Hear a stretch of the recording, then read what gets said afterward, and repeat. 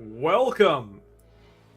Welcome one, welcome all to the Big Red 40K stream.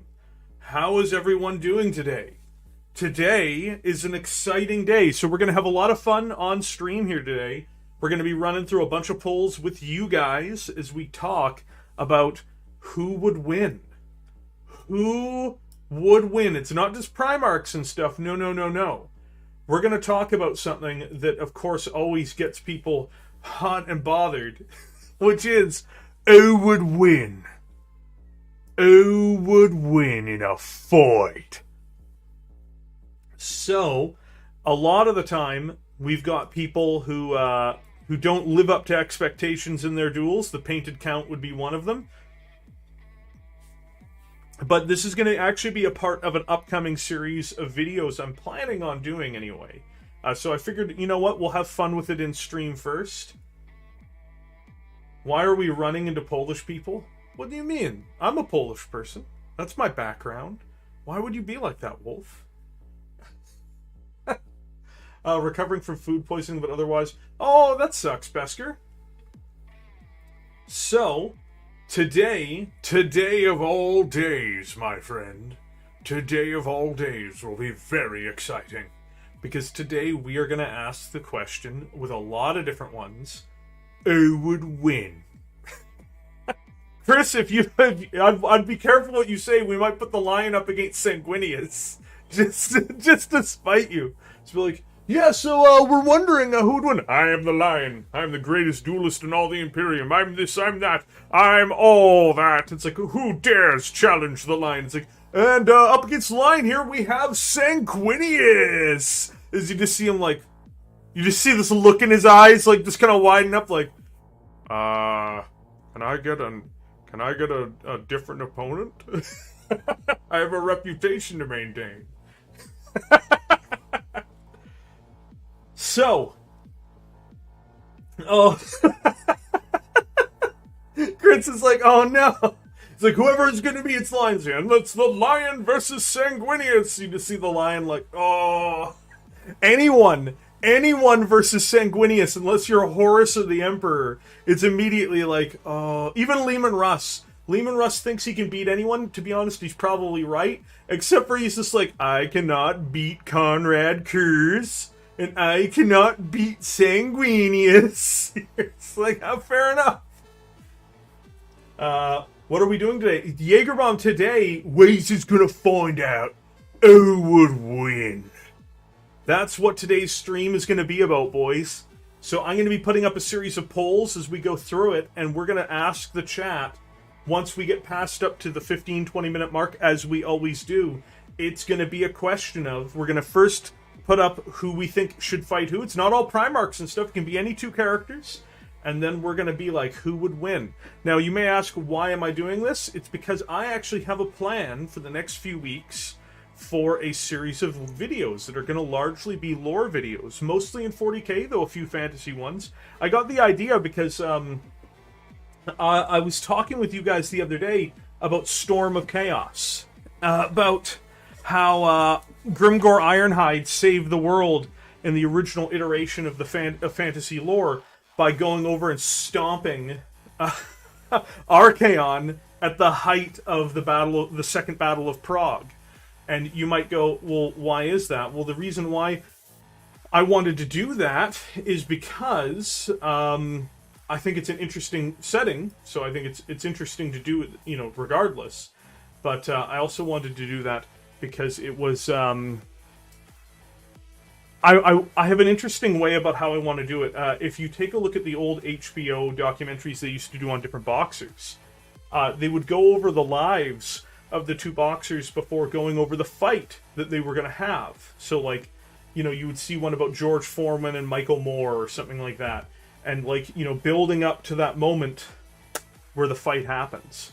And for me, that's very much what I would like to do, where like one of them would be Horus Lupercal versus Leman Russ. I would love to do a video on that one, talking about Leman Russ, his history, talking about Horus, his history, and then going into the details of Wolfsbane, where Leman Russ and Horus Lupercal go at it, and maybe, you know, going through and adding a bit more details that aren't really there yet necessarily, building into that, doing a full narrative video on it. The same thing will be true for when I the same thing will be true for when I do this for Grimgor Ironhide versus Archaon. The same thing would be true for any of these duels. Now, the ones we're doing today are just going to be silly and they're going to be for fun. So, but I'm going to do a more serious series of videos about these epic battles that do take place at different times in Warhammer 40,000 that are not all just, hey, g'day, Taurus Cacus. I can read, and I'm not going to say M. Hunt. I'm aware of what the connotations are behind that, and I feel bad that there is a real man named Mike Hunt. So, Corvus had to save Lehman and the Space Wolves. Yeah, but everybody's had to save everybody. That doesn't mean that, you know, Lehman Russ is incapable or whatever. He's one of the most dangerous Primarchs there is. Russ was pulling his blows when he fought Horus. Russ is sentimental. No, Russ is sentimental with Horus. Horus and Russ were two very close Primarchs. So the first two Primarchs discovered, barring Alfarius, of course. You know, they developed a real bond with one another, and that's Wolfsbane is one of my favorite Horus Heresy novels. It really builds up credibility as to what's going on there, and it's even better when Leman Russ does defeat Horus Lupercal. That's an incredible portion of it. Yeah, I know he doesn't finish him off because he can't bring himself to do it, but it's the same mercy that later Horus shows to Lorgar. He just can't bring himself to do it. I'm thinking Lehman is a softie at heart. He's really not. Jaegerbomb, he's really not. He's really not Jaegerbomb. He's really not a softie at heart. You know, he thought he killed Magnus. In fact, he did kill Magnus for all intents and purposes. He's not a big softie. He's a snarling wolf. What about the Old World article? We'll talk about the Old World article a little bit before we do the polls, because like the Old World article today is pretty simple stuff. We got to see Grand Cathay. We got to see them discussing what factions that they've already just chosen to reveal about Grand Cathay. I'm sure there's a half dozen more factions that they're going to show off there. They did point out that Grand Cathay is the most powerful human kingdom in all of the Old World. So that is established, that is confirmed. The Empire and Kislev ain't got shit on Grand Cathay. 3 days later, great news, Gulliman is alive. He got better from that deadly wound. And so is Abaddon. Both live again thanks to the power of friendship. So, yeah, when we hit that 15-20 minute mark, boys, we're going over the cliff. We hit that 15-20 minute mark, we're going over the cliff. That means we're gonna have our polls up, and the first poll is gonna be a desperate battle between two losers. But we're gonna find out who is the king of the losers. The first one is gonna be who is the king of the losers, and I'm not spoiling it until we hit that 20-minute mark. Once we hit 20 minutes, we're gonna find out. We're gonna find out, and we're gonna do this all day, guys. It's gonna be a great stream today. Polls will be up though. That's what I mean to say is like POLLs. I don't understand what this obsession with barrel rolls is. I don't understand the meme. I mean, like, you're free to do whatever you please, but I don't understand the meme. They could make it where Chaos Gods were messing with Abaddon the whole times by making the Wimpo. No. Lemming style over the cliff. That's right, boys. We're going over that cliff. Lorgar and Reboot. Oh, we already kind of know that Lorgar would beat Reboot, so I don't know if that's a fair one. Lucius the Blade Master. Oh my goodness. 1.13. Little by little, we are reaching the sun. We are reaching the sun, my friends. Reaching out that hand, taking firm hold of it, and letting it burn into our hands. Yes, brothers. Let us do this. So we are going to have... Is the music good, guys, or is it too loud? I just want to double check with you guys first. You guys good? Yeah, I never played Star Fox, man. Like, I played it at my friend's place as a kid. Like, I don't understand it. Hello, Flesh Bags. Talking about the horse heresy. No, we're talking about just 40k fights in general, my friend. It's not horse heresy today. It can be. It can be. So how... Thanks, Keith. Too quiet? I don't believe you guys. You guys might be lying to me.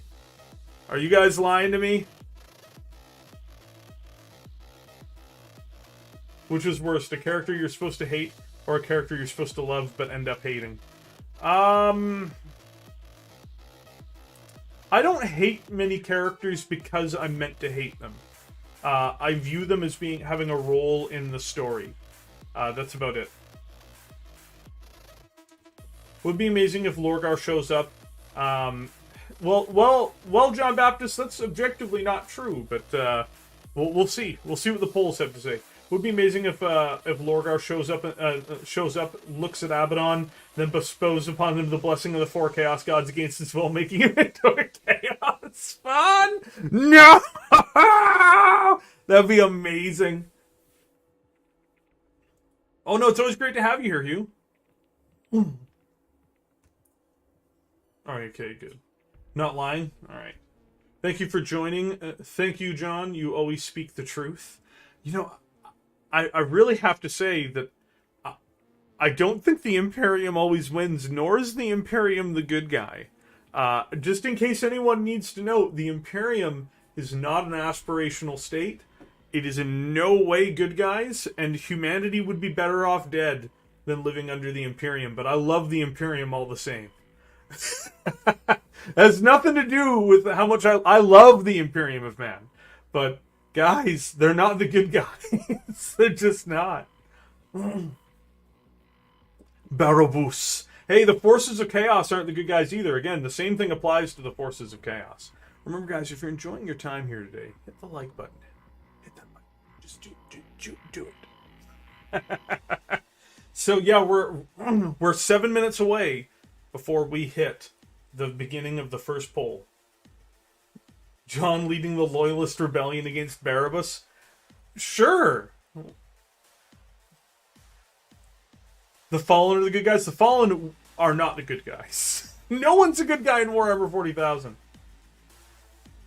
Imperium is the protagonist, not the good guy. There we go. That nails things down very, very well. Like, guys, they're not the good guys. They're really not. They're all assholes, though. Lick, lick. Welcome, Montgomery. Welcome. Also, I have a bit of a new update on memberships. I did get a hold of YouTube the other day, and they say they're going to be having the problem fixed for me within the next couple weeks. So that does mean that probably by somewhere near the beginning of next month, we will have the membership issue fixed. YouTube did declare to me that there was an error and that they're going to get their tech guys to fix it.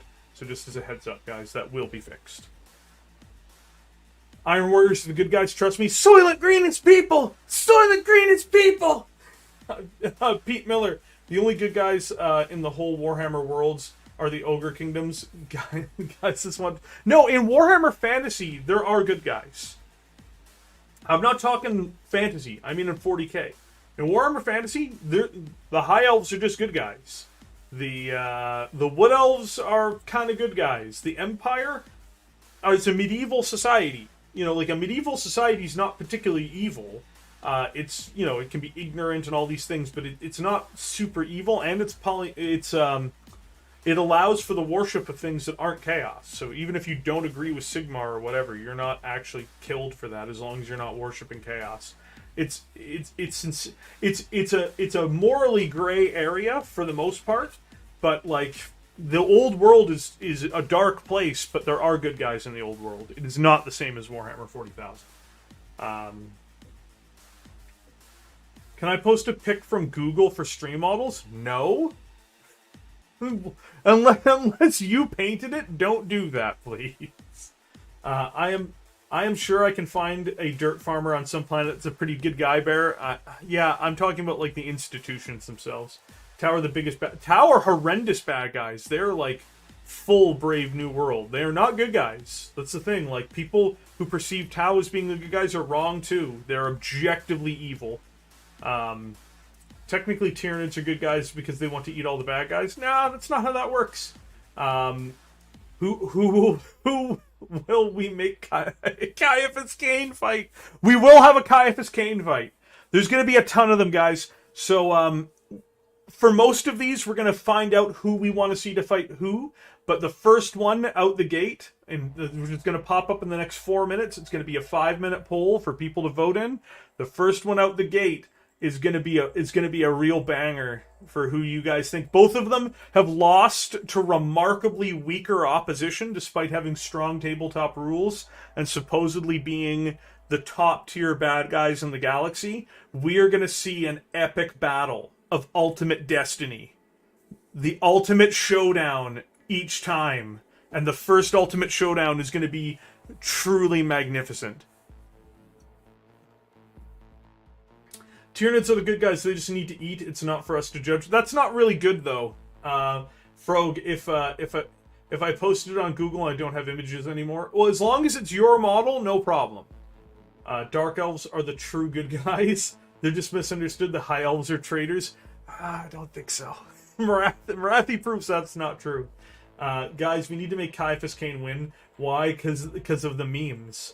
No, you know, it's up to you guys how you choose to vote. It's up to you guys how you choose to vote. Barabbas versus Commissar John? No. Humanity first! Humanity first! If that's an interesting way to think of things, Jaegerbomb. Just because humanity is just because I'm human doesn't make humans the good guys. It's just not how the world works. Oh boy, 3 minutes away, guys. 3 minutes to the first of the ultimate showdowns of Ultimate Destiny. No, John, I'm not going to change my name to Barabbas. I'm not interested in doing that. I don't consider myself that. Like, you know, again, I play literally every army in the game almost, so I just don't know about changing my name to Barabbas. There's a reason why I have a generic name for this. Marathi is just stepmom tier. Oh boy. Yeah, it might be how the world works, but it's also how the world dies. Innocence, who needs it? If we really need to think about it. All of our hands are bloody. Admech, Tau, Eldar, human, orcs, we're all fucked up. Yeah, of course they're all fucked up. Though I would argue the closest thing to a good guy in Warhammer 40,000 is the Craft Worlds, but they're not good guys either. They're just the closest. Whoever came up with Barabbas, we thank you. Barabbas has been a meme on Valrak's Discord forever. And in fact, at one point, I was known as Barabbas on Valrak's Upper Hive server. But not ever in YouTube. The squats are the only good guys in 40k. That is objectively not true. I stand by what I said. Humanity first and always. Well, that's an interesting perspective to have. Nurgle is the good guy who loves all his children and takes away their pain and sadness. I don't know about that one, Rudy. Agreed. There are no good guys in 40k, but in fantasy there are small good guys. In most no, and in fantasy, kind of good place to live. Yeah, fantasy is just a medieval society. Like, you know, it's not great. You wouldn't want to live in one if you've lived in a modern society today. What Warhammer 40,000 has is an industrialized horror machine. It's fundamentally worse in every way. Like, everybody basically gets turned into servitors, and it's a horrendous society. Oh my goodness, it's Perturabo. Pert, I haven't seen you in here in forever. Why, Pert? Why have you forsaken me, Pert? We were friends one time, Perturabo. Were we not friends, you and I? So, guys, the first versus poll is going to go up.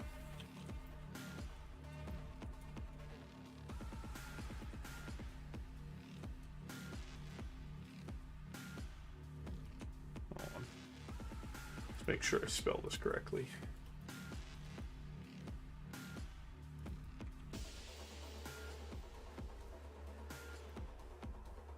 All right, boys. You guys ready? Goes up in 8 seconds. You guys ready? Here we fucking go, boys. Who would win? Who would win? It's up to you guys. It's not up to me. Who would win? The two big bads going at it.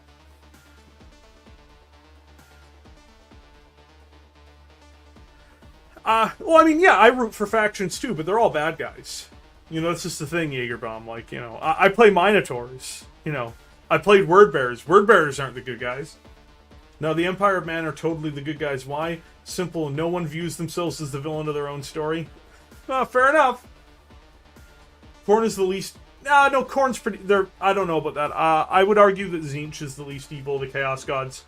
Though that's because Tzeentch isn't necessarily violent and destructive. He will be, but he's a different cat. I have got my sleep in order to catch your streams. Oh, come on, man. Come on, Perturabo, don't be like that. I thought we were friends. Friends don't sleep when their friends need their help. It's Abaddon, but that top knot. Oh boy. So yeah, the poll stays live for 5 minutes, boys. It's your choice. It is the ultimate showdown of Ultimate Destiny. So far, it looks like Abaddon the Despoiler is on the ropes. It looks like people is saying that Ghazghkull Madurk Thraka is going to have this one, but we'll see. We've got people coming in and out. People might drop in and vote otherwise, but yeah, that's how it starts, boys. So it's looking bad for Abaddon. It's looking bad for Abaddon. I'll just say that, boys. It's not looking good. It's not looking good. It's not looking great. Abaddon never wins. Even if he does, he would get pegged by Susan right afterwards. So it's a loss. I am humanity first, only because my double helix DNA. Abandon would lose because it's what he does best. I cannot allow my race to suffer like how the Necrons and Eldar did. No, they'll just die. There's no suffering after death. Oh, hello, Ares. Good boy. Yeah, Mr. Fuzz. Here you go. Who's your good boy? Abaddon would win in reality, but I can't vote for that top knot. You know, actually, to be honest, I don't know who would win. You know, if GW actually nailed it down and said these two are going to fight to the death, you have to remember Ghazghkull Thraka, in terms of his stat line, in 40k, GW saying he can beat a Primark. He can consistently and reliably defeat almost... When they first released him, the only model in the game that could take him down that was not from Forge World was Magnus the Red. He took out both Gulliman and he took out Mortarion. So, like, Ghazghkull Thraka is not a weak guy. Ghazghkull Thraka is a monster. Yeah, but Psychers don't count, Era.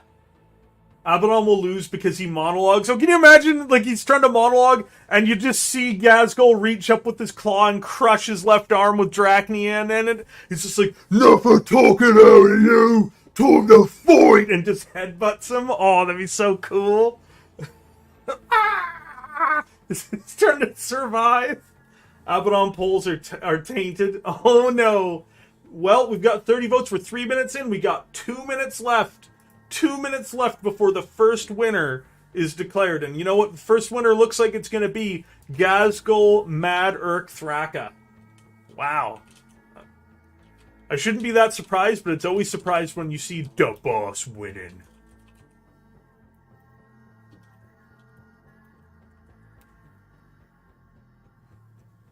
It'll be like Hulk smashes Loki. Oh, brutal. Chaos crumbs Imperial / Order. The Orcs crump Chaos. It's the natural order of things. Ah. Abaddon. Oh, so let's see here. That'd be sweet. It would be like Archaon versus Ironhide all over again. No, Archaon versus Ironhide would be tame. I think this would be a far more violent affair, to be honest. Gaz would keep Drachnian as a toothpick. Oh. Where's my toothpick? That's right! Oh boy. Let's see here. Stormlord Rising, we are doing a poll right now on who would win. It's the first poll we're doing today. We're going to be doing a series of others. The first one that we've decided to do was Ghazghkull Madurk Thraka versus our Abaddon the Despoiler. Who would win? Who would win? Who's going to win this fight? And we're going to do this all day, boys. Who would win? We're going to take interesting characters who you guys would like to see fight and put them head to head. Who's going to win? And so far, people are putting their money on Ghazghkull, Mad-Urk, Thraka. We just hit the 5-minute mark. I will give it a few more seconds just in case people want to vote. This is your last chance. So 1, 2, 3, 4, 5, and that'll be it. So that's I'm just going to watch my stream here and make sure that I get that right in terms of when that comes through on my side here. I'm looking at it. Okay. Yeah. There we go. The poll is now closed.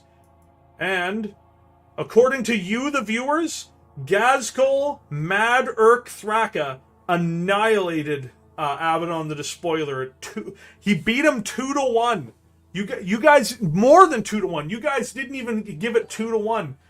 Tip for favorite bear. Tip for favorite red bear. I'm surprised there hasn't more crossing of characters in 40 and 30k. No, it's a big galaxy. What crossovers do you want?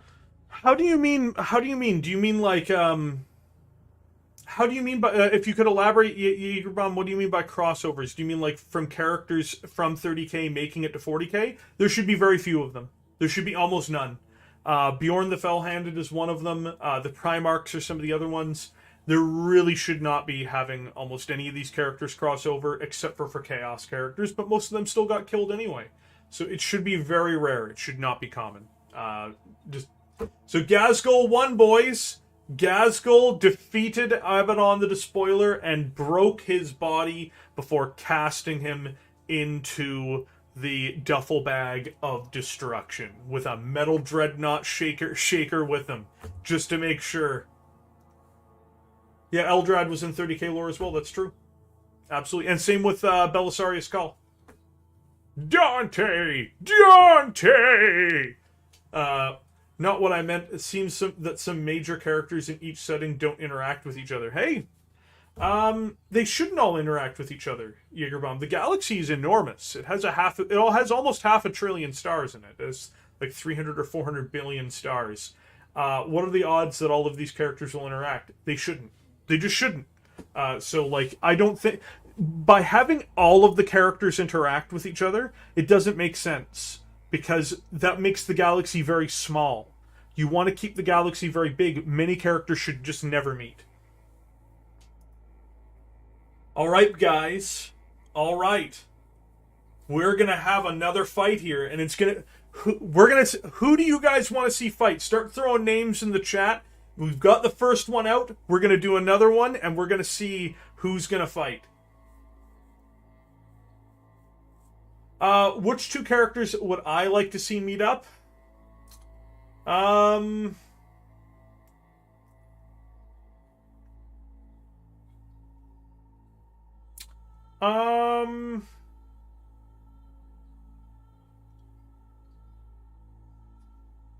Honestly, I'm not really that sure.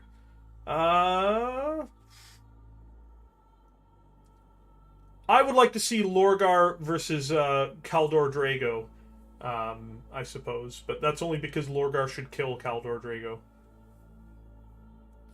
Dante versus Azrael. That sounds interesting. That sounds very interesting, Jägerbomb. Dante versus Azrael. Yarrick, Belisarius Cawl. Oh boy, Farsight. Remember, guys, if you're enjoying your time here today, hit that like button. Alright. Perty versus Dorn. Guilliman versus Angron. Well, here's... Hold on. I like some of the Primarchs didn't know each other all that well as they found not even having met the... Yeah, like, that's exactly the case, man. Like, you know, it should... as it should be. Coursewayne versus Sigismund. You know what? How about this one, guys? Sigismund versus Azrael. Azrael's supposed to be one of the greatest duelists in the Imperium currently alive today, if I'm not mistaken. Is he one of the great swordsmen alive today? I believe Azrael defeated Karn the Betrayer as well, did he not? Am I incorrect on that? You know what? I think that's the winner. Winner, winner, chicken dinner.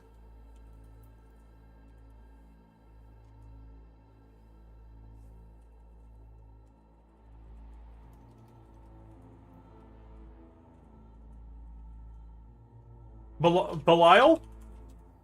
So you guys want to... who do you guys want? Do you guys want Belial or Azrael versus Sigismund?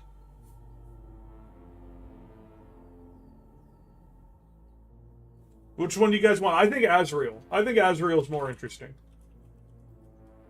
I hope I'm spelling his name correctly. All right, guys.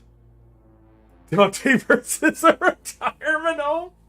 All right, boys, here we go. Sigismund versus Azrael. Two guys who defeated Karn the Betrayer. Two guys who have defeated Karn the Betrayer. Both of them. In fact, Karn was not even in his prime when Sigismund defeated him. Azrael defeated a demon-powered Karn the Betrayer. Let's not forget. Let's not forget, guys. But, you know, they're both incredible warriors. Who would win? It's neck and neck right now. 50-50. We've got 16 votes in here. It's 50-50. Look at that. Oh, Sigismund's taking the lead by a little bit.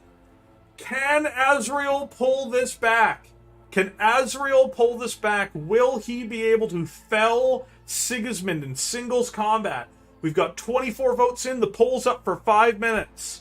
Who would... John Baptist... Azrael is the chapter master of the Dark Angels. Oh, it's really close. Both of them are in their prime. And remember, Sigismund defeated a weaker Karn than the one Azrael defeated. Let's remember that. It's not... Azrael defeated a demon-powered Karn because he's become the chosen of Khorne since then. He's the mortal he was the mortal champion of Khorne when Azrael defeated him. Can nobody seem to kill Karn? Defeated twice. No, they killed him both times, but Khorne just brings him back, Peter. Khorne will not let his champion stay dead. Go Sigismund. He's the founder of my chapter. I can't vote for any other way. I refuse. Hey, that's all good, man. Sigismund lost to Savitar, so Azrael for me. Yeah, like, I mean, you gotta remember, both of these guys are incredible warriors. I would argue that Azrael's probably in the top 3 warriors in the Imperium alive today. So, like, that's big. So, like, you know, like, as in, like, top 3 non-Primark-based warriors. I think that if I were to say who could beat Azrael now, I would argue Moloch, but that might not be fair because I think Moloch's an AI. Well, obviously, Trajan Valoris could defeat him as well, but I don't count that either because he's, you know, above a certain level. But there's outside of like AIs and like the Captain General of the Custodes, I don't know many warriors I think that could defeat Azrael. Sigismund lost to Sigismund as an old man would beat up Chaos Juiced Abaddon. Yeah, but who hasn't defeated Abaddon? Abaddon fought Celestine and lost to a depowered Celestine, Perturabo. Abaddon lost to depowered Celestine. That's all I'm saying. Oh, people are starting to get ugly in here. Azrael. Looks like Siggy's pulling ahead, but this was close. This was a way close fight. I personally, if you're asking me, and I will add one vote to this, but I can't, I actually believe Azrael would defeat Sigismund, personally. But it's very, that's an incredibly interesting poll. Cockbadon. They do need to kill Abaddon. He's the worst character. He's the worst. But let's not get into that. No offense, but Azrael would meet a terrible fate if he fought Lucius.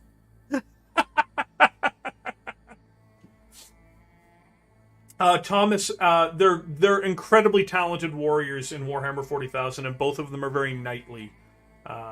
They're some of the best warriors out there. King Mob Moore. Evening, brothers and sisters. Hope you're having a good day. I'm having a very good day today. We're doing Who Would Win. Who would win? That's what we're doing right now, fellas. Who would win? It's 5 minutes worth of voting each time, and we're going to record the winners, and I'm going to have them all listed. I'm gonna have them all listed on the Discord after we've gone through all of them today.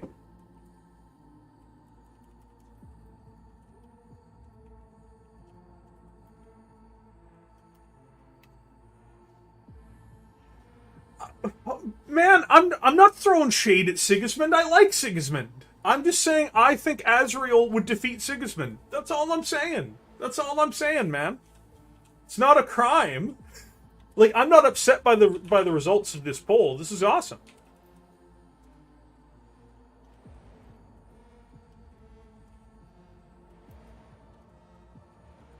We're almost there, boys.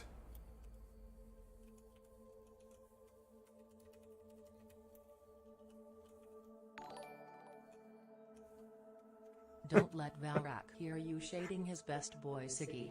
I'm not. I'm really not. I'm not throwing shade, man. I like Sigismund. I really do. We hit the 5-minute mark. 35 votes have been cast. I'm going to give you guys 10 seconds for you guys to make your final votes. Anybody new here, if you want to vote, now is the time. We've got 1, 2, 3, 4, 5. 1, 2, 3, 4, 5. And the polls are closing. Sigismund has defeated Azrael with a 57% margin, if I'm not mistaken. What an incredible battle. I'm sure that it would be a battle for the ages. I mean that sincerely. I'm sure it would actually be an incredible fight to watch that go down. I don't know why, but until the very moment I thought you were talking about Astorath the Grim. Oh, Astorath the Grim would get annihilated by Sigismund. I really want to get the Celestine model. That's very cool. Be'lakor versus his own ambition. Philson, I thought it would be. Personally, if I could have voted, I would have voted for Azrael, personally. I'm not telling you guys who to vote for. That's why I waited until most of the votes were cast. Karn versus Seth? Nah, Seth would get destroyed. That's not a fair one. But you know what? If you guys want to put Karn up against somebody... Armamon versus Khal Drogo, Armamon would be annihilated, Jenkins. Like, I mean, I don't mind putting it up. If you guys really want me to put it up, but we're just going to be going through... we'll be going through the numbers, as it were. Because there's no hope for Armamon in that situation. Lamartis versus Grimaldus. Grimaldus! Oh boy. You have to clarify, is it Siege of Terror or... to be fair, King Mobmore, I think that neither of them would be able to defeat Azrael, personally. You can assume that these characters are fighting at their optimum. Oh boy. Yeah, we're trying not to have Dante around. We're trying to do things that are close. Gabriel Seth would destroy Karn. All right. The poll's going up, guys. I'm telling you right now, I don't think this is going to go well for Gabriel Seth. So, guys, we're going to have Karn the Betrayer versus Gabriel Seth. All right, you guys asked for it. I think... We'll see if I'm wrong. Oh, yeah, we'll do Kane versus Gaunt next, just because that'll be funny. Though I think Kane is going to win that one, to be honest. Just his popularity alone.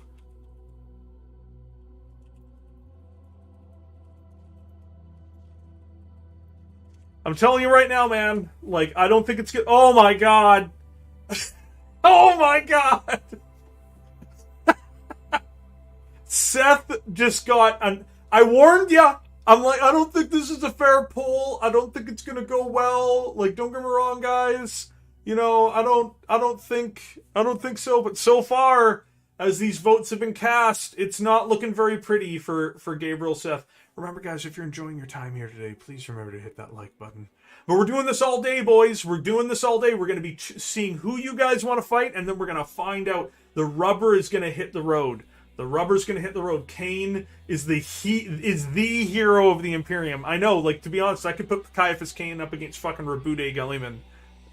We know the result. Oh, I'm not saying the Flesh Terror novels aren't awesome. I'm saying that it doesn't matter how awesome you are. Karn the Betrayer is a league above certain characters. I think that, you know, you can have someone like Azrael or Sigismund defeat him, who are some of the greatest warriors in the history of the Imperium, sure. But Gabriel Seth is an incredible warrior. He's no Karn the Betrayer. He would, in my opinion, Gabriel Seth would get... It would be an interesting fight to watch, but it would not be a serious fight for Karn the Betrayer. He'd struggle to overtake Gabriel at certain points of the fight, but I think that result would be kind of baked in personally. And it seems that people voting so far have agreed to me. It's 59 to 41. I am surprised that it's as close as it is, but nah. I've got the best one for you. Algaroth versus the Big Red Bear. Hey man, we already know Algaroth is winning that one. Who the heck is Caiaphas Cain? Caiaphas Cain is he's a commissar who has like 20 novels. He's one of the most popular characters in Black Library. That's just the thing. Just because you're cool doesn't mean you're going to win, Charlie. Like, I think Gabriel Seth is a better character than Karn. But Karn is going to annihilate, Gabriel Seth. Karn killed a full-powered Celestine. So, yeah, like, Karn did what Abaddon did not. Abaddon lost to a depowered Celestine. Karn killed a full-powered Celestine. Karn would defeat Abaddon, in my opinion. Like, Abaddon is not going to beat Karn. I don't see how Gabriel Seth is going to beat Abaddon. I just don't see it. Send the guard in as a snack for them. Yeah. Do Lucius versus a wet floor. We can't do Lucius the Eternal because it's not fair.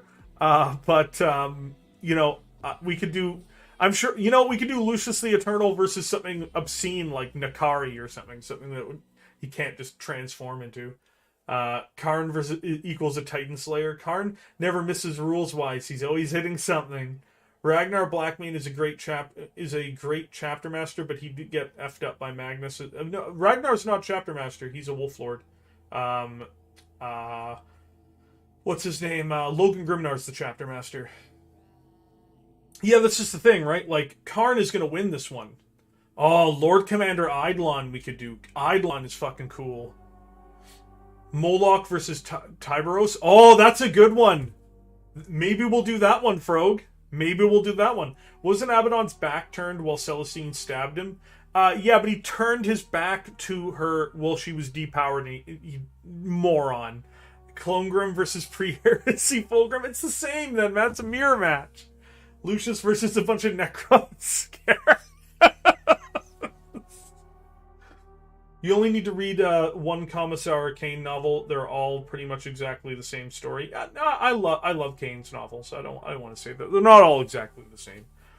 They're interesting stories. I enjoy them. So we're hitting that 5-minute mark, and much like I suspected, Karn the Betrayer has run away with this one, guys. Dominion versus Sale.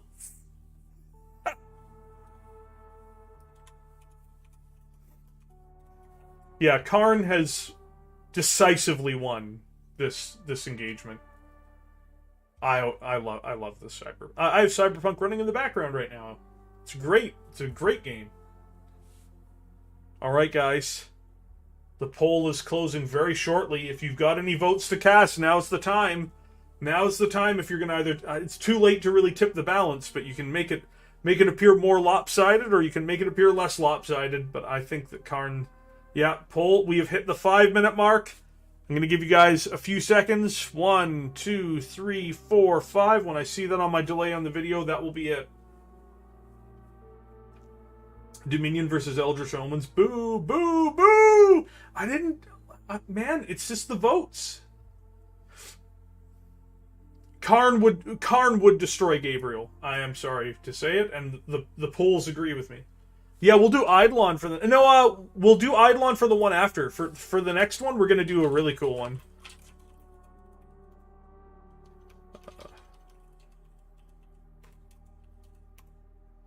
We're going to do... Alright, so... We're going to do this one because this is near and dear to my heart. I love both of these characters, by the way. So both of these characters I'm huge fans of. I obviously have my own opinion on who would win, but I do love both of these characters. I'm not sure everybody will know who they are. They're both Forge World characters, but given given Shadow Throne, given the Regents of the Throne, I think that Asterion Moloch would win this personally. We already know Janezar would defeat no, that's a good question. Janezar, maybe we'll do that one.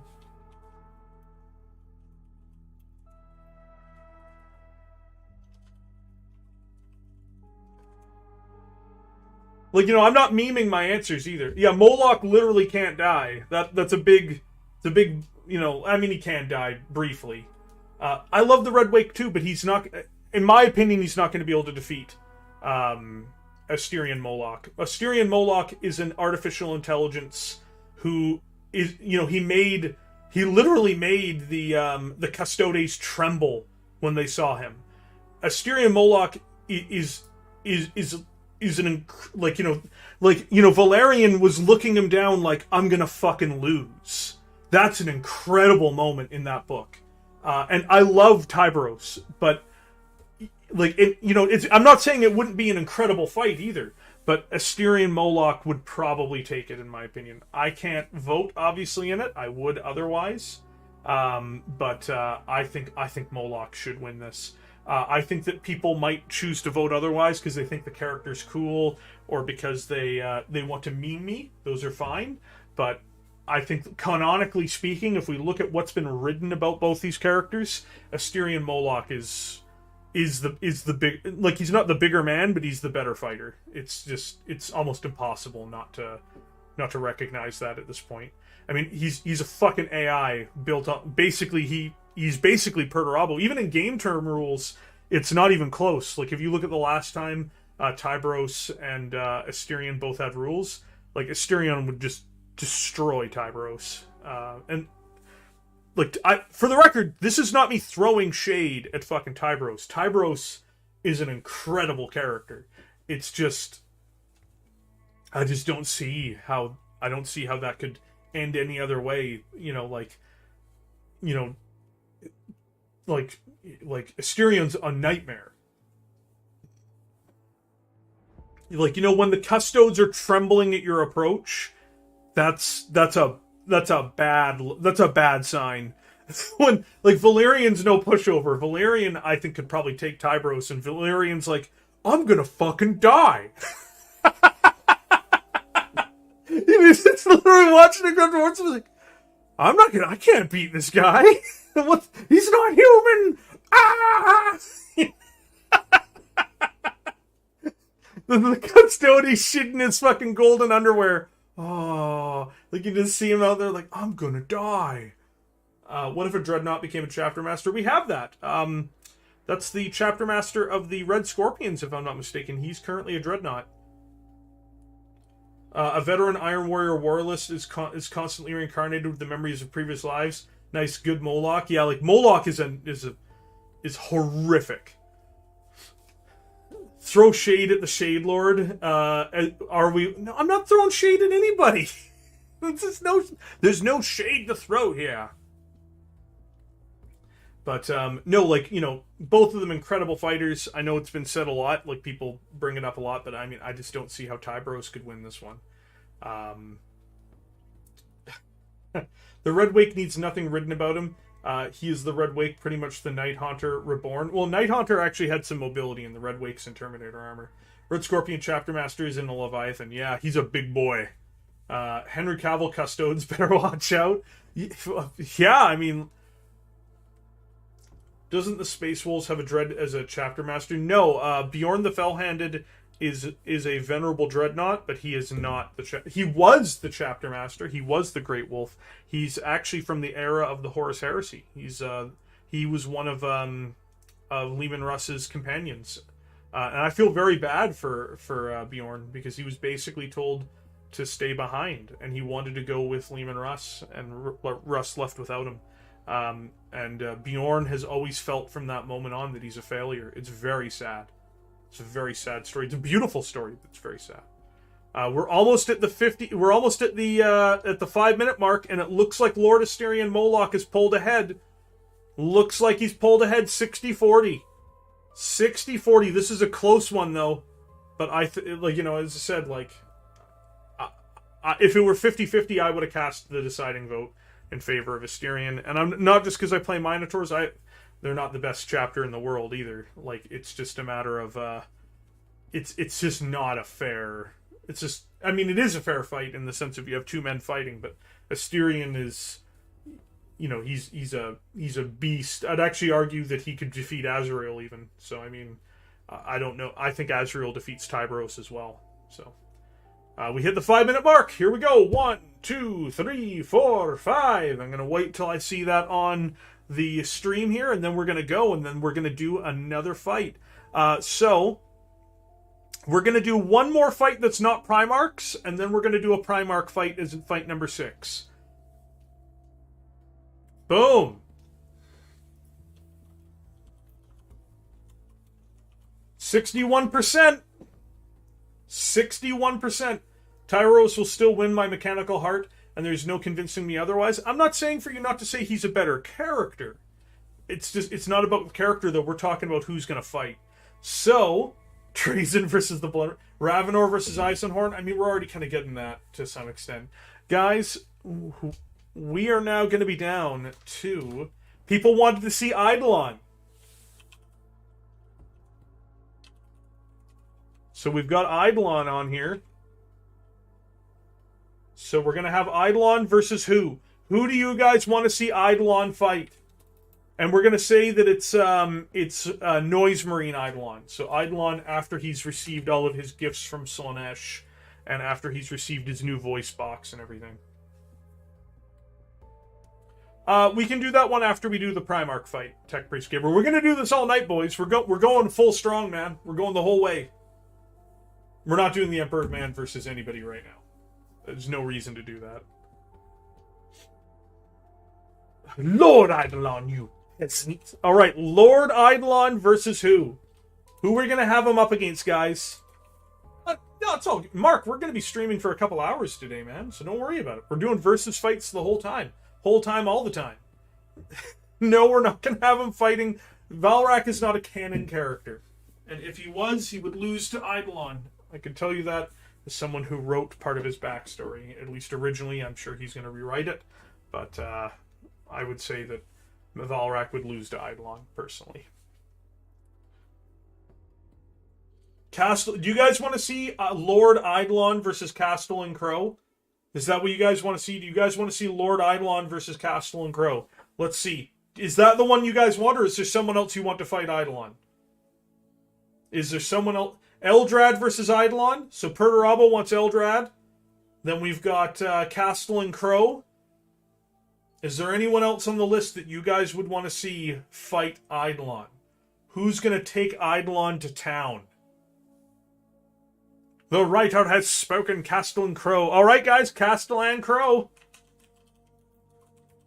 So here we go. Lord Eidolon of the Emperor's Children versus Castle and Crow.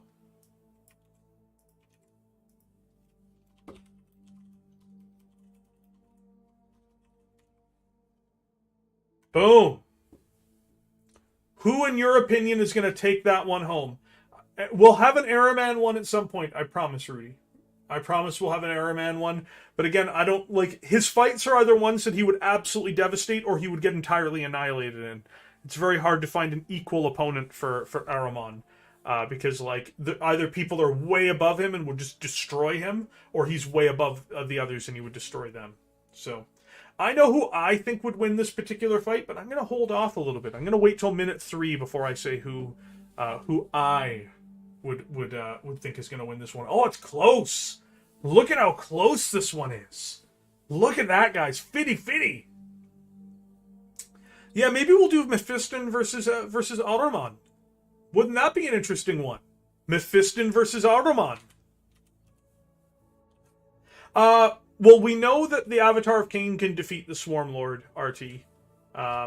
Based off of updated lore and whatnot, the Avatar of Cain will defeat the Swarmlord in a singles fight. The Vizark. That's an interesting one. We're going to get some Eldar in here, too, I promise. Don't worry, guys. Like we're going to be doing a lot of these. We're going to be doing a lot of these, guys. We're going to go... Like, this stream is going to run 3 hours, probably, and the whole time we're going to do who would win. Who would win according to you, the audience? Who would win? Who's gonna win in that fight?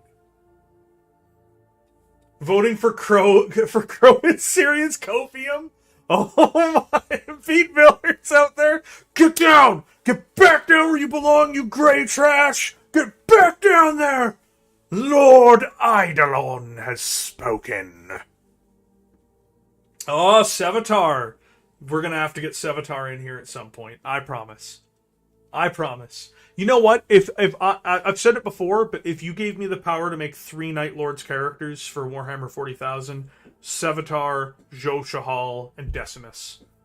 I feel like I'd have 3 Night Lords in plastic, Decimus, Joshahal, and Savitar. I think that'd be an awesome combination.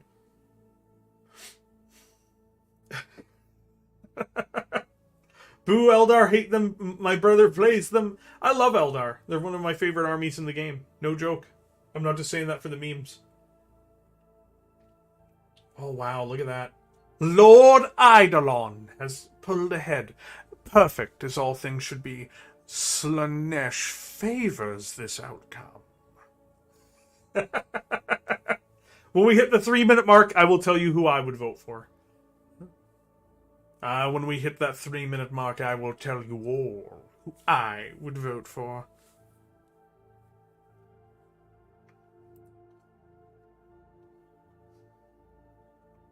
Oh man, look at that bloodbath in there. 60-40 right now.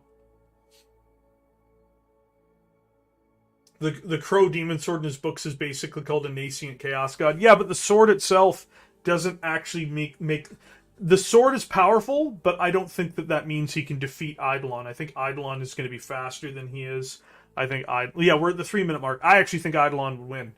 Between Noise Marine abilities, between just speed and reach, because if I'm not mistaken, Eidolon uses like he uses a sword, but he also uses a lance. I think he's basically got like extreme Noise Marine powers, and he's faster than Castellan Crow is too. That Demon Sword matters if you're gonna hit. Every race is one of your favorites. I don't understand what that means, Frog. The Red Wake shouts and curses, stabbing wildly.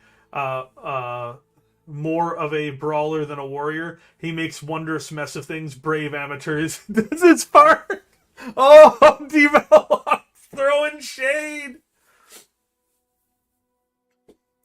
Who would you want to see in plastic for the Phoenix Lords? I would want to see Fugan.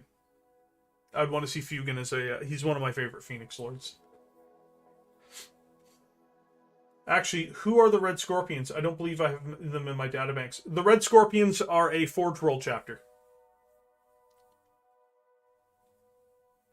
He is not a cringe knight. Oh. You know what? Just because, like, again, Kaldor Drago would destroy Armamon, for instance. So people who are asking for, like, who's going to win, Kaldor Drago or Armamon? I'm like, fuck no, bro. Fuck no, bro.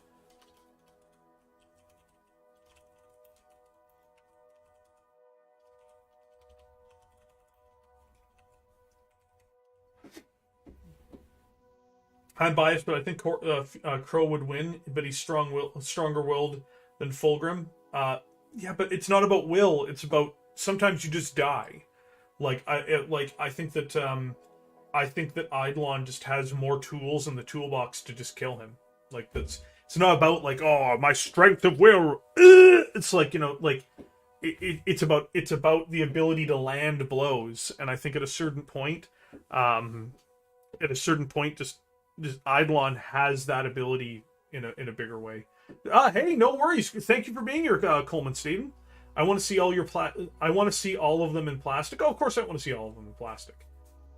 But if you were to ask me which one should be next, I think Fugan should be next. We hit the 5-minute mark, boys, and you know who won? Lord Eidolon has won. At 55% of the vote, Lord Eidolon takes it over Castellan Crow. Lord Eidolon has taken it over Castellan Crow. Castellan Crow is no more. He has been defeated. He has been destroyed. He has been cast into the duffel bag of destruction. Praise be to Slanesh. So, now we are going to do a very fun one.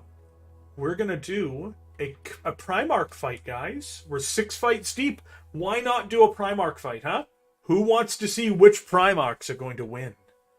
Who would win? Who has the power to achieve victory this day? Which Primarchs do you guys want to see fight? Who do you guys want to see fight? The Lion versus the Khan? Ooh! Azek, that's a dangerous one. I like it, but we'll see what other people want to see first. Which ones do you guys want to see? Who's going to climb to the king of that mountain? Hezbollah versus Horus?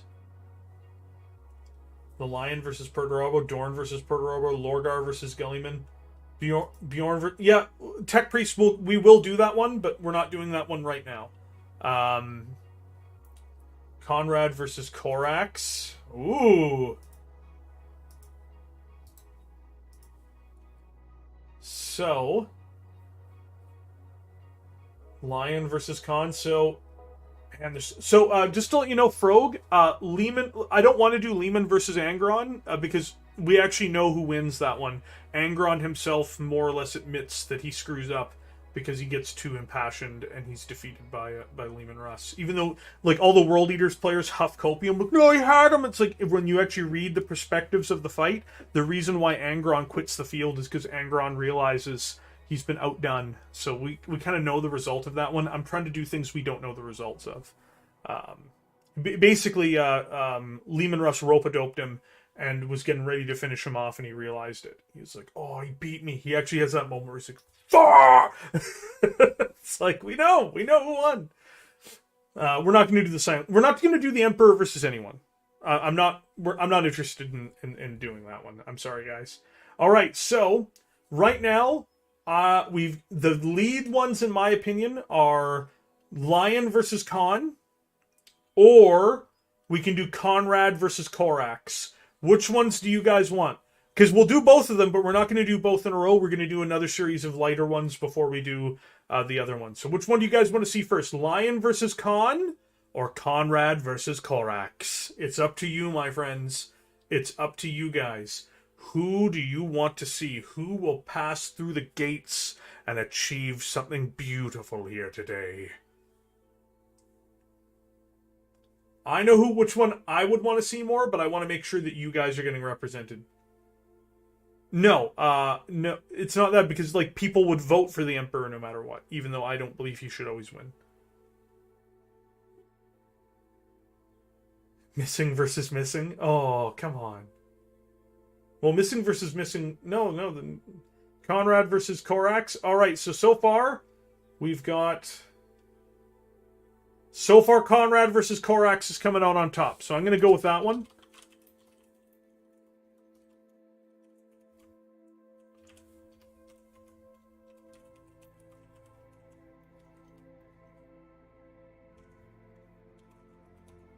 All right, guys, here we go. Conrad Kurz. I don't think Corax has a title, does he? He's just Corax. Oh, it's Corvus Corax.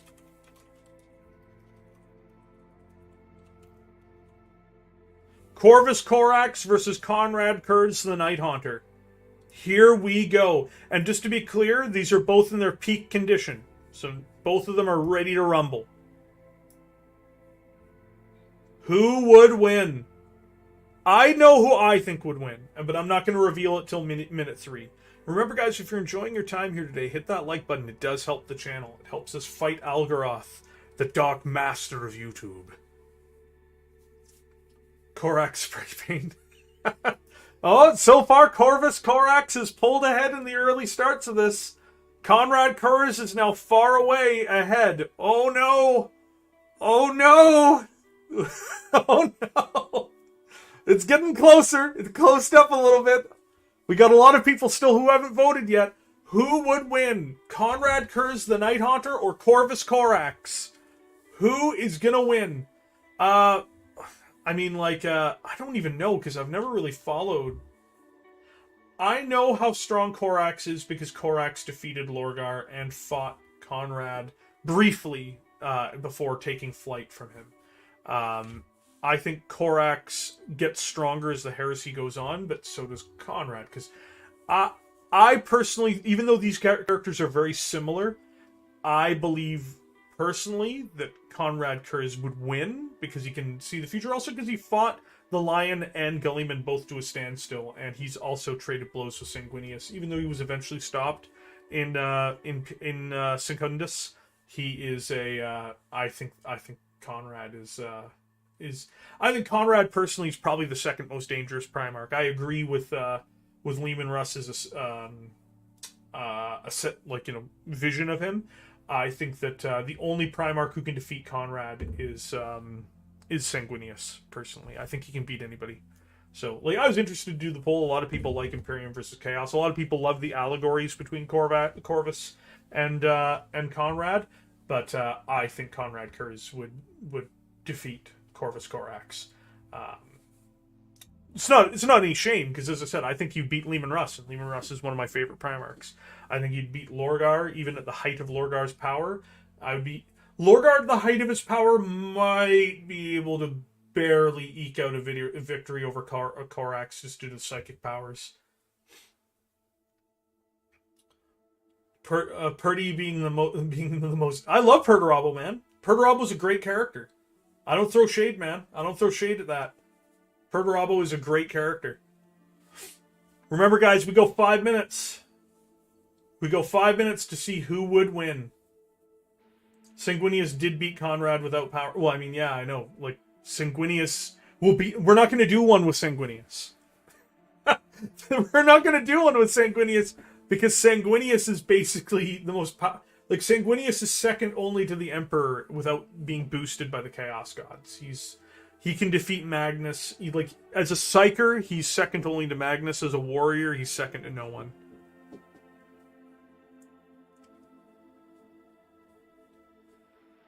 Oh. Era, you're so mean. Why are you so mean, Era? We're just all here to have a good time and you just shit all over the Corvus Corax. I can't believe you. You're so mean. Shit. Oralderon versus Coursewayne. Oralderon. Maybe we will do Oralderon versus Coursewayne. That'd be an interesting one, wouldn't it? That'd be interesting. We've got a few of them on the docket still, boys. Don't worry, there's a few of them out there. Ones that I still want to run are James R versus Lilith Helbrecht. Then we've got Oralderon versus Coursewing, and next up is going to be Mephiston versus Armamon, and we're going to have Bjorn the Fell-Handed versus Caleb of the Red Scorpions. So, to be honest, Bjorn the Fell-Handed will destroy Caleb. Bjorn the Fell-Handed is insane, so I don't... we're going to run that one for fun, not because I think it's fair. So, next up in line... Once this one's done, and it looks like we're almost done, I think that the right one came out on top here. I do believe that Conrad Kurz, the Night Haunter, is the superior fighter between the two of these guys. It's I'm a diehard fan of Corvus, but Euro wins this one. Damn it! Like, look, man, like it's the truth. Like, Conrad Kurz is in my opinion, a superior fighter. Oh, Bjorn versus Rylanor. That's a more interesting fight. I agree with you. Maybe we'll do that one. We'll see. But we're still a little bit of ways from there. So, we're almost at that 5-minute mark. And once we hit 5 minutes, as you guys know, that's going to be it. That's going to be it. Oh, boy.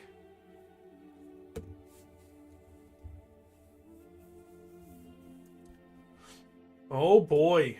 We're almost there, fellas. We're almost there. Shame there's so little Leviathan. Well, the reason why is because the Leviathan Dreadnoughts kill their pilots, Jorg. Yeah, they don't last very long. They're like super, aggressive to their pilots. So Conrad Kurz has defeated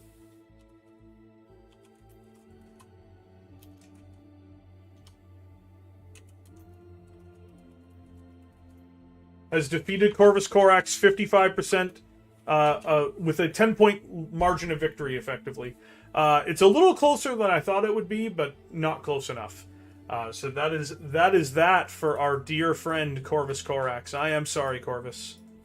I thought you were going to be a contender. So, reorganizing this a little bit here. There we go. So, who do we have next? The salt is real, guys. The salt is real. At least it was close, but the salt... Well, a 10-point swing's not that close, but it was closer than I thought it was going to be. We might do Kane versus Gaunt, but I think Caiaphas Kane is just such a default victory for that. I don't want to do that one necessarily. Right away, anyway. Not till we get to ones that are a little, a little more jokey. So next in line is going to be a real fight. One of the few fights that I think is a fair fight for Armamon. You guys... We're going to have Mephiston versus Armamon. We will do Sozino stuff after the second Primark fight, Besker. It's coming. As I said, we're doing this all day, mate. We're doing this all day.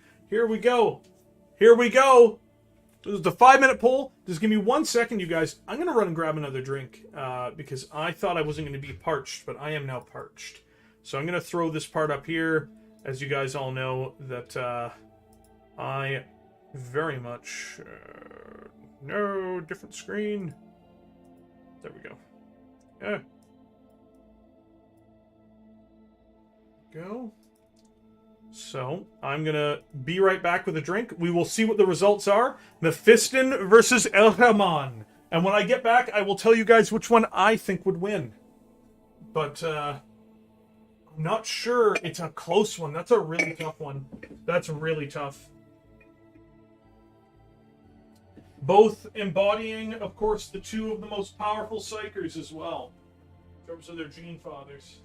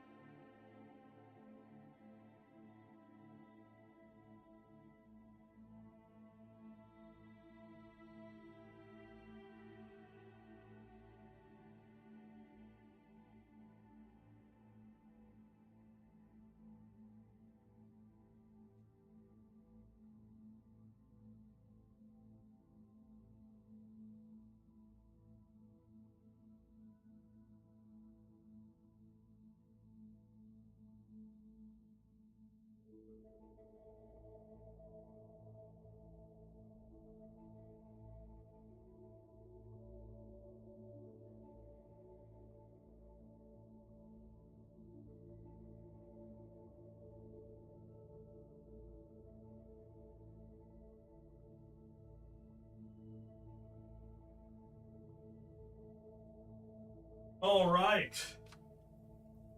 I have returned.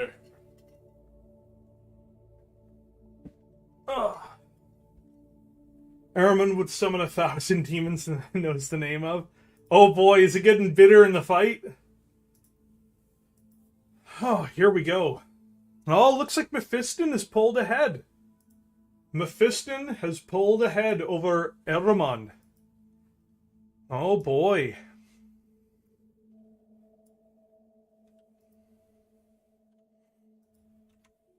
No, we haven't touched Leman Russ yet, my friend. Oh boy. Oh, look at this. Yeah, but this like so has the Chief Librarian, who I can never remember for the Ultramarines.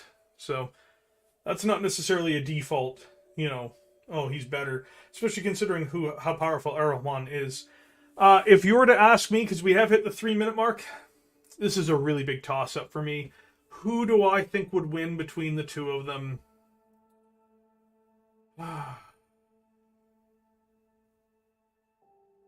I think Mephiston would probably win, personally.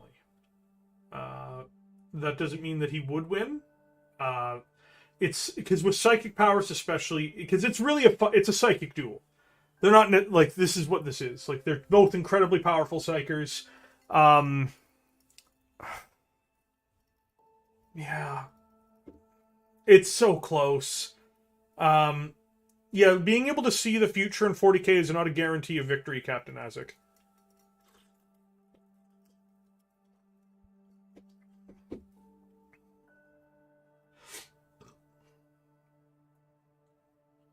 Tiggy is more powerful psychically than Mephiston, but as an Ultra Boy, I know he won't win a fight. Yeah, this is close. It's so close.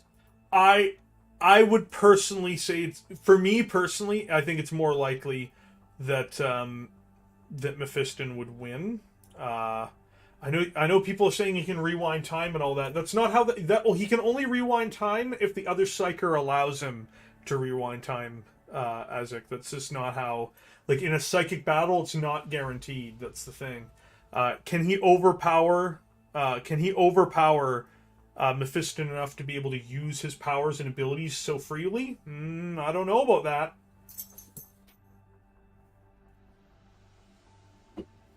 Mephisto would even know he was killed by Armamon. More than one psyker can rewind time. You have to remember, time and space are malleable in the warp. It is possible for people to manipulate the warp enough to change outcomes and to change the past, effectively. We have Ruski Bat in chat. See, I've decided lately to leave the chat more open. So we have, unfortunately, Ruski Bat. Steve the Duelist, welcome. And you know what, Steve? We're going to have a fight that you want to see coming right up, which is Oralderon versus Coursewayne. That's next on the list, is Oralderon versus Coursewayne. Well, guys, I think we've given this enough time, and you know what? It was so close. It was so close. And, you know, it should be close, because even though I said I think Mephiston could beat Armamon, that doesn't mean that I have any confidence in that. So, yes, Mephiston versus Armamon. Mephiston gets the rub at 53%. It's the closest fight we've had yet. The closest fight we've had yet. So now we have Oralderon versus Coursewayne.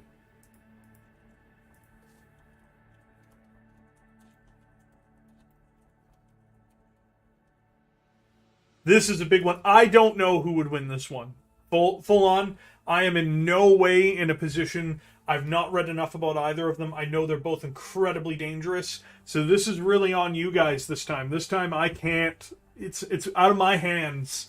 I have no influence over this one. I don't know who'd win. I know which character I like a bit more, but liking is not the same as winning. And so yeah, Coursewayne versus Oralderon.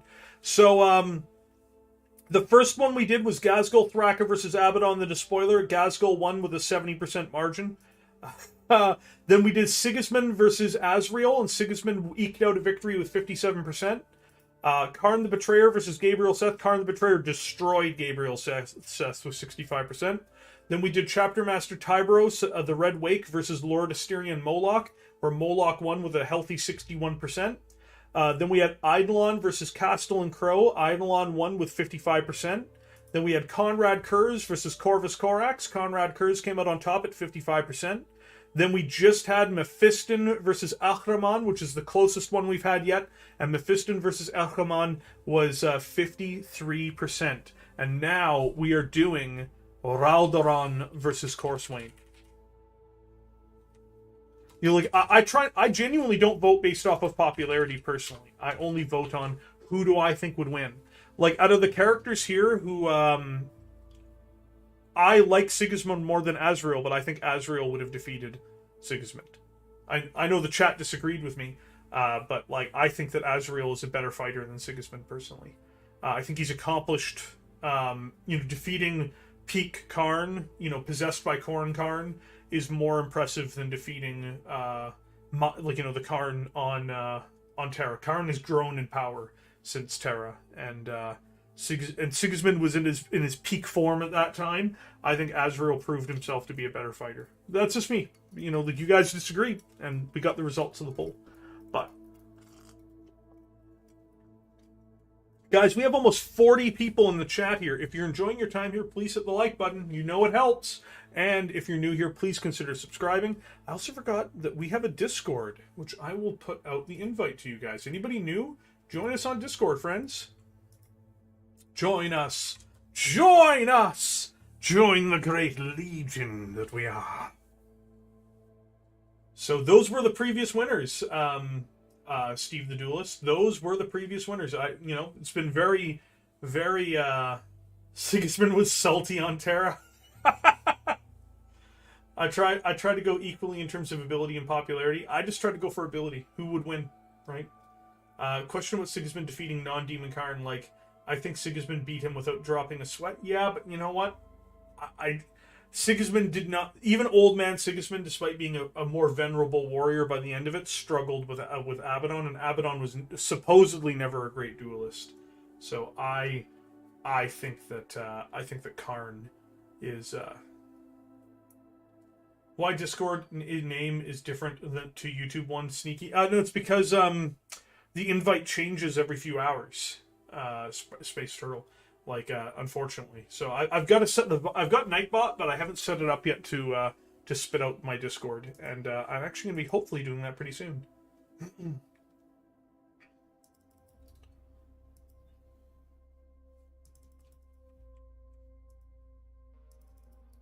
Sorry, 1 second here, guys.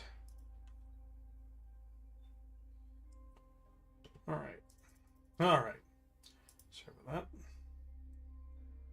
Get that out of the way. We'll pull this back up. Oh God, I've made it all wrong now. How do I fix? Oh, me so bad. All right, there we go. And we're gonna have this back up. There we go. So, Oralderon is at 61%. Again, in this particular case, I don't know. I really don't know who would win in this case. I really don't know. Man, that's a tough one. So I just can't. I can't really tell you guys in this case who I think would win. I don't know enough about either character. I think I like Oralderon more than Coursewayne, but I don't know a deep amount about either character. Neither character is really my bag. I'm not really. I haven't followed them that much at the very least. So, that is the case with that particular one, but, so far, Oralderon seems to have pulled ahead, and we're going to be hitting the 5-minute mark here in a second, and then we're going to cool down the vote, so yeah, Oralderon!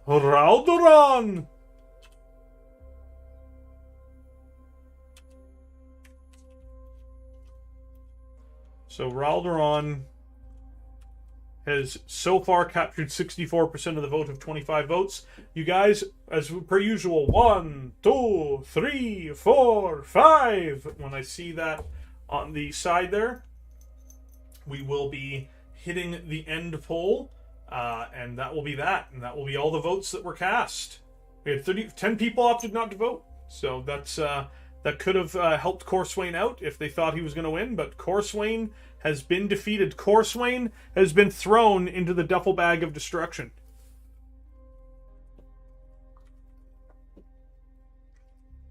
Coursewayne has been defeated. Yeah, I'm just not educated enough in it to really add much to it, but I think it's a bit odd that I think people voted because they like Oralderon. Again, I've heard that Coursewayne is supposed to be one of the greatest warriors of the Horus Heresy. So him being defeated by Oralderon like this is not terrible, but it's a little bit confusing to me personally. Alright guys, those Xenos players out there, you're going to get one here, Xenos players. Yep. A duel for the ages, Xenos players. Here we go. A duel for the ages. Jane Czar versus Lilith Hesperex.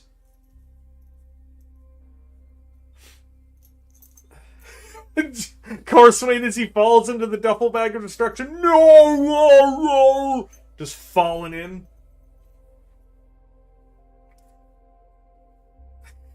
Strange, he does not even have a model. No, we're not talking about the models. We're talking about the lore, Steve. So we're saying in the lore who would win between the two of them.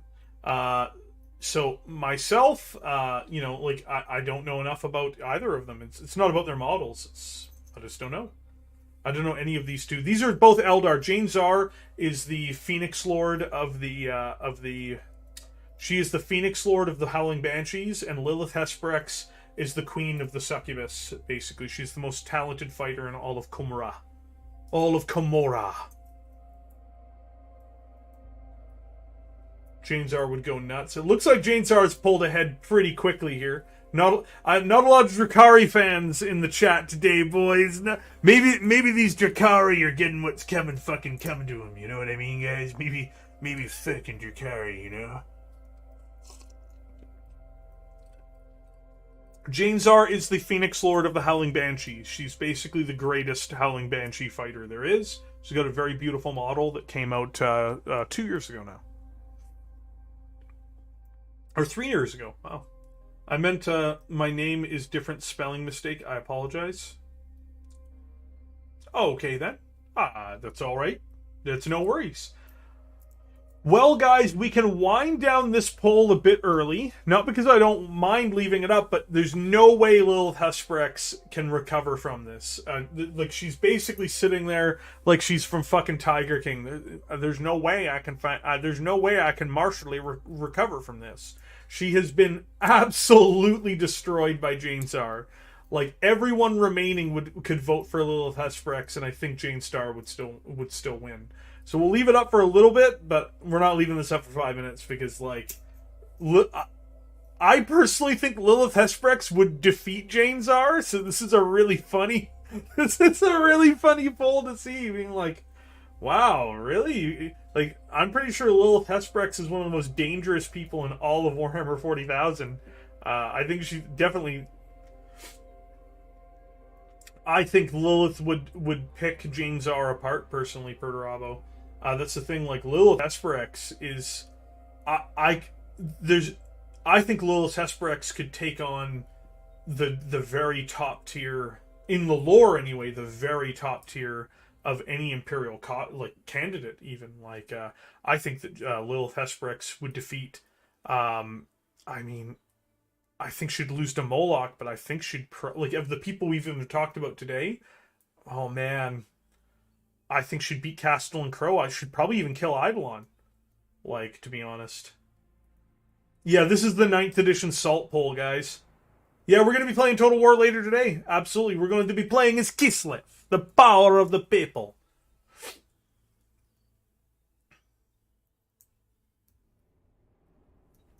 Yeah, like, I don't, like, people voted heavily against her, but I think that there might be some salt here about Drakari. Drakari! I think there might be a little bit of salt towards the Drakari this time, boys. But in all sincerity, if we're talking lore, I think that so's Lilith Hesperex, Steve the Duelist. Lilith Hesperex is not young. She's thousands of years old as well. And she's not been recycled through multiple bodies. It's just one body for her. I think definitely, personally, I think Lilith would destroy Jane Czar. So, you know, like, these are polls, like, we're seeing what people think, but I am really surprised that Jane Czar won with this much of a margin of victory because like genuinely I don't know how you could look at Lilith Hesperyx's character and say she'd lose to almost anybody. Hey, how's it going, Vulcan Lives, and welcome. Yeah, like Lilith would. I mean, just before we wind this down, but there's future salt for Eldar. No, I think Lilith Hesperyx would annihilate Jane Czar. And I think that Lilith Hesperyx would defeat almost anyone here. I think of the non-Primark characters that we've listed, I think the only one who might be able to defeat her out of who we've talked about so far would be Mephiston and Armamon. They would defeat her because they have psychic powers. I think Asterion Moloch might be able to defeat her. I think that she would kill Tybros. I think she'd kill Sigismund versus Lilith, or even Azrael versus Lilith would be so close. Like, honestly, like I'm not even kidding when I say this. She's probably one of the most dangerous beings alive, and people are like, James are good. I'm cool with that. I just think it's really funny. I'm like, I don't know, you guys. I think she might be one of the most dangerous killers in all of Warhammer 40,000. So, yeah, wow, a 65% margin for Jane Czar. You know, democracy ain't wrong, but wow, sometimes you question it.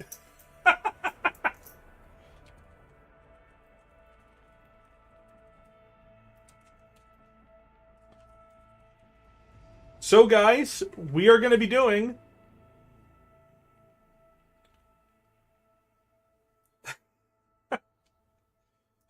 That's not what I mean, Ira. So we're going to do the next one after this is going to be Con versus Lion. But this is the last one before Con versus Lion. And it's by popular demand. It's a big one too, boys. It's a big one. Bjorn the Fell-Handed versus Rylanor. Yeah, like, a lot of people came out in favor of Jane Czar. Again, I don't personally see it myself, but, such is life. Such is life. Yeah, but tabletop datasheet doesn't mean anything in terms of the lore right now, Montgomery. Like, there are characters in the lore who, you know, have... You know, like, the very idea that Ragnar Blackmane could have killed Ghazghkull, even with their previous data sheets, is laughable. So, like, it's not really what I would put up there. So we've got Bjorn with a small early lead, but we'll see where it goes. I personally think Bjorn is the best Dreadnought in the Imperium, so I think I give him credit over Rylanor the Ancient. But we'll see. We'll see how it goes. This is the much requested one.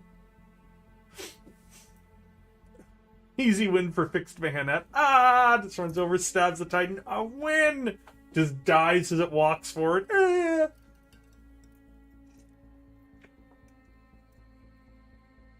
Azek, Bjorn the Fell-Handed is one of the is one of the most important and competent and martially capable characters in the history of Warhammer 40,000.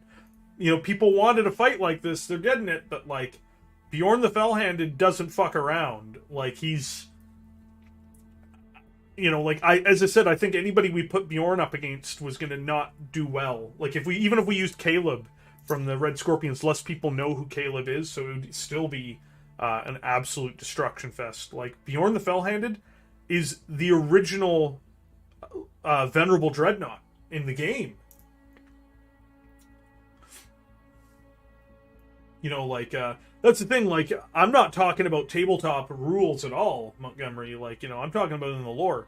In the lore, for instance, like, Lilith Hesperyx, I don't know, like, you know, as I said, I think that, like, she would be able to defeat Sigismund, potentially, or Azrael, potentially. The only one, she might even be able to defeat Moloch. Like, Custodes would struggle to deal with her. Like, I think she'd kill Valerian. I think she would. Like, I think there's an overall chance that she would kill Valerian. She'd probably lose to Trajan Valoris. You know, like, Lilith Hesperyx is genuinely one of the most dangerous fighters in all of Warhammer 40,000. And people were like, Jane Czar's got this! I'm like, oh, what are you talking about? She's a psycho nightmare.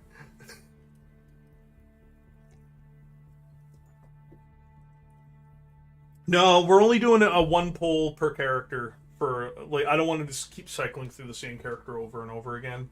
If we do this again, we will, of course, reuse some of the characters again in different matchups and things like that. But for the moment, yeah, like we've got Bjorn the Fell-Handed versus Rylanor, and it does look like Bjorn the Fell-Handed is pulled ahead. Rylanor does not have his handy dandy virus bomb to save him this time. He's got to actually fight him and win, and it looks like Bjorn the Fell-Handed is the one coming out on top so far. It'd be very difficult for Rylanor to pick up the remaining votes. Even if he got, man, I don't know. Even if like we got a bunch more people in the chat who haven't voted yet, but I think that Bjorn's going to clinch this one. We're about 2 minutes away from the polls closing, but Rylanor the Ancient, he's going down. He's going down. And from the very start, it was like that too. It's like, oh boy. We will see who comes out on top. We will see. We have the power. Maybe it'll be like, oh,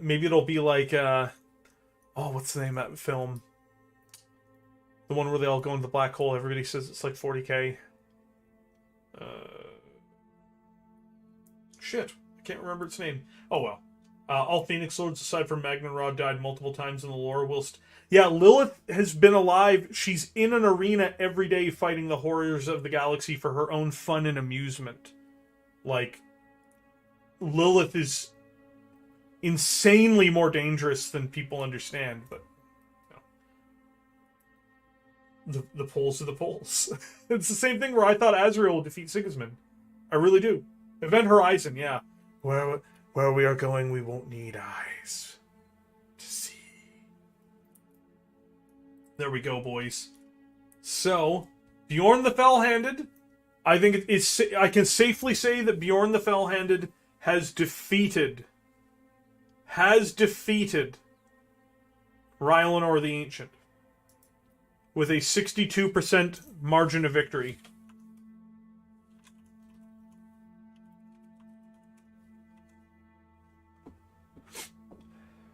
The matches are totally rigged. They're not. I'm genuinely putting things out here that people are asking for. All right, guys. So here comes the big one. The big one you've been waiting for. Jagatai Khan versus Lionel Johnson.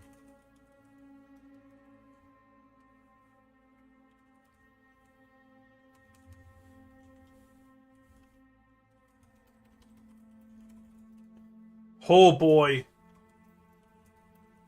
This is a big one. This is a big one. Who would win? This is the premier fight, boys. If you've got anybody who might want to vote in this one, call them in. We're going to leave this one up for 6 minutes. We're going to give it that extra minute here. Who would win? Jagatai Khan or the Lion himself? Oh, man, like, you know what? I think that in terms of loyalist Primarchs, I think the top three are Leman Russ, the Lion, and Jagatai Khan. I personally think Leman is a little bit better than the other two, but we're talking like any day, any of them could potentially win. But the Lion versus Jagatai, that's a fucking tough one. I do not know who would win between these two. I think maybe Jagatai I'd give it to a little bit more, but that might just be because I like Jagatai more, so that's why, that's why I'm like that. So, in terms of raw talent and ability,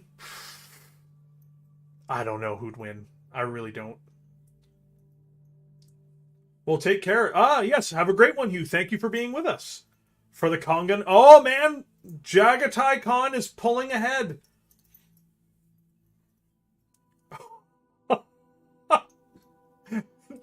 Khan is a savage. He'd wrecked the Lion with just his words like he did to Fulgrim. I hear you do strange things to your men. Oh boy. No, I'm surprised that you guys are putting Jagatai this far ahead. Like, we're 24 votes deep and it's not looking good for the Lion, boys. No bike. Man to man.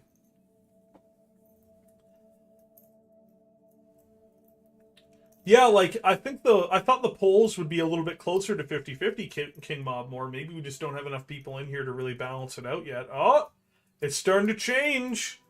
It's starting to change a little bit. The lion's creeping that way back up. He's like, I won't lose to you. He's just pulling himself back up out of the gutter. Oh my. You know who didn't stay on the outskirts of the solar system to wait who would see the Horus Heresy? The Kongan? Brutal! Oh, Captain Isaac saying the Lion would win. Oh, it's 54-46, boys. Keep on casting your votes. I know there's guys in here right now. We got 36 people in here. And some people are not casting their votes. They're afraid to vote. They do not know who to vote for. They are unsure of themselves. They look at this and they go, I do not know who Jagatai Khan is. I do not know Lion character. But I am afraid to vote. Voting very scary. Voting very dangerous. The Lion is bribing people to vote for him. Oh. Because the Lion will fight even if it costs him his life.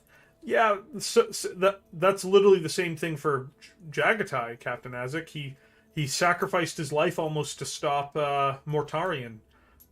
So yeah, like that's the case for both of them. It's just is. For all we know, the invincible reason is still there, waiting to see if the Emperor finally dies from that mortal wound. That's why they're waiting. That's why the Lion's really asleep. He's just waiting. Is he dead yet? Wake me up when he's dead.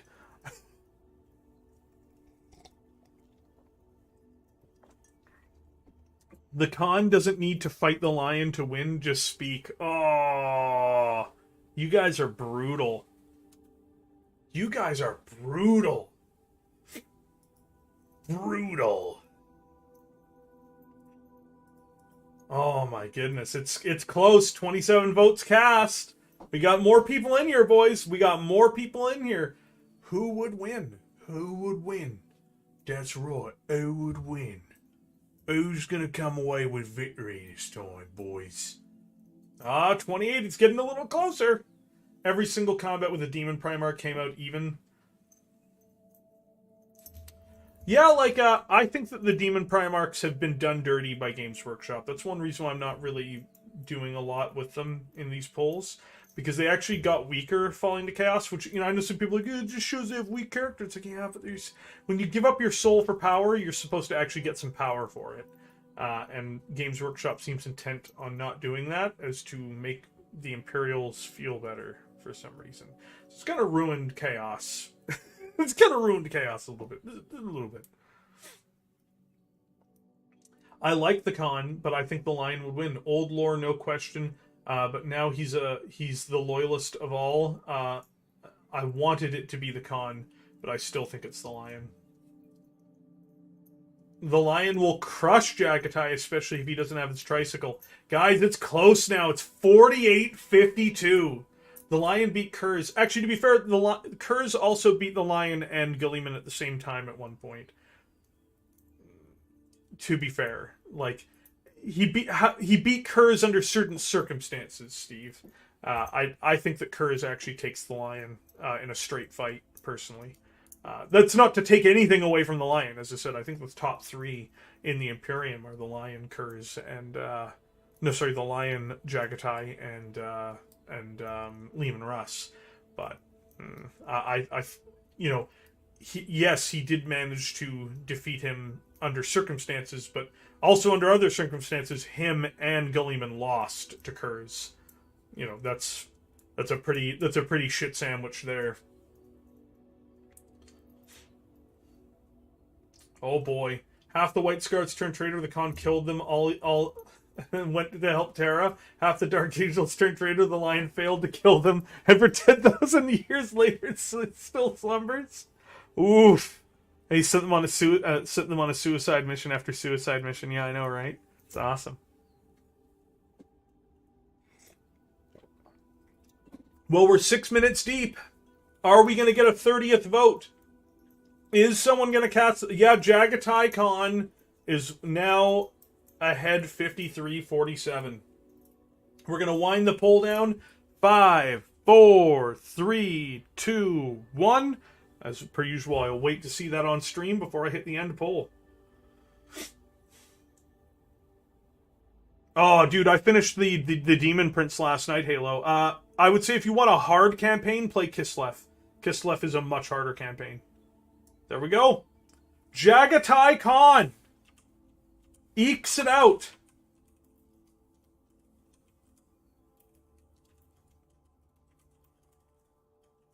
Jagatai ekes it out. It's so close, but he eked it out at 53%. That's a close one, dudes. I didn't rig it. As I said, I don't know who would win. I really don't.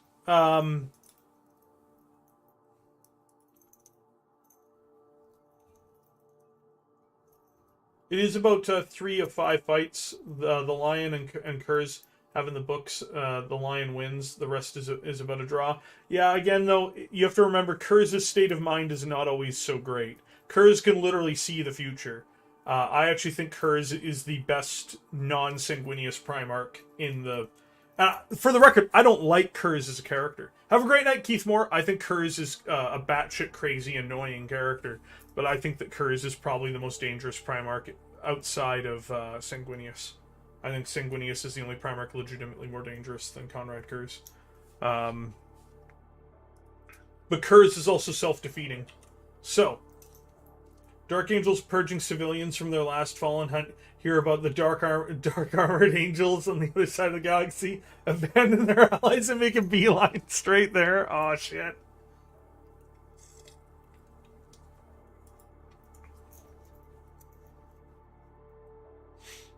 So yeah, that was a close call, boys. That was a close call. So...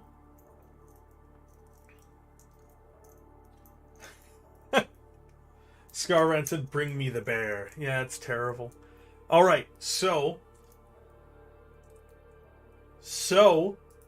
we have reached a point where we have had 12 duels, I'm pretty sure, so far. 12 fights have gone down in this stream today. Including the Lion versus Jagatai Khan. Including, what's his name? Including Conrad Kurz versus Corvus Corax. So we're not doing another Primark fight. We're not doing another one, at least not until we get other ones in. And now, what aliens do you guys want to see fight? Well, they can fight Imperials, they can fight whoever. We've done a lot of Space Marines, we've done a lot of things like that. We've only had one fight with aliens, and 2 fights with aliens in them. Let's give the aliens some love. Eldrad Althran versus who? Oh, you know what? Eldrad Althran versus Tigerius? That sounds interesting to me. Does that sound interesting to you guys?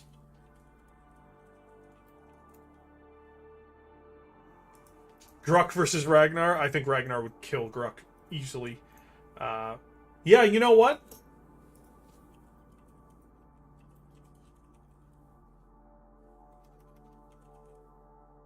Eldrad Althran versus Vero Tigerius.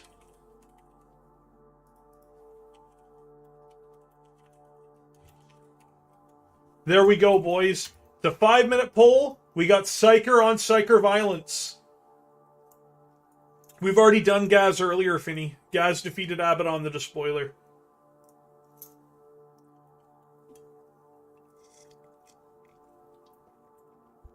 Yes, we did, Finny.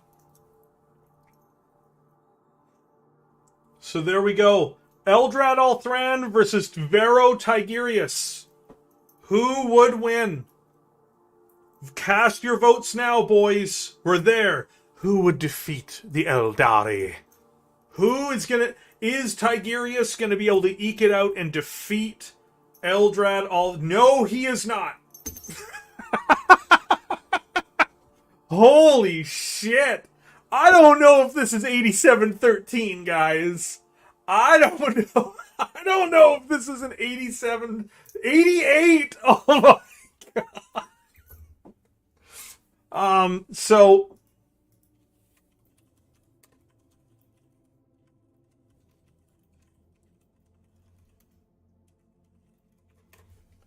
So, I'm making sure I directly address Adron here, who is the local Ultramarine player. I am sensing... I am sensing some bias in these votes. A little bit of bias. I absolutely am, Are you Busker. drinking a soft drink in a wine glass, Red? Oh, I don't think enough people know who the Eldrarix Malium are, unfortunately. Thank you very much, Besker. I appreciate it. I'd like to have a Trazen. I'd like to have Trazen in a duel. The problem is the fact he is so many more dangerous things in the gallery means, yeah, like I'm not going to use any. You're not going to see me put many Necrons in here. Just to be fair. Psychers are close calls when they Psychers are close calls when they should be. Oh shit. Yeah, guys, this poll, we're going to leave it up just to see if Tigurius can reclaim some of his honor here by the end of it. But oof. Mark Davey, Eldrad Althran is the leader of Craftworld Ulthway. He's a very powerful Psyker, and Vero Tigurius is the chief librarian of the Ultramarines, and he is also a very powerful Psyker. So it is a little bit surprising to see it be so lopsided. And he has been absolutely vanquished. Oh my god. He has been absolutely vanquished.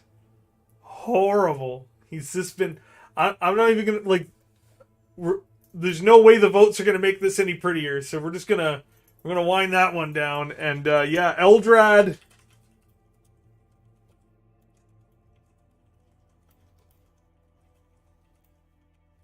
wins it with 85% of the vote. Just annihilates poor Vero Tigurius. Oof. Wow. Wow. That is an absolute shredding. The shredding that we have just witnessed here on stream is absolutely horrifying.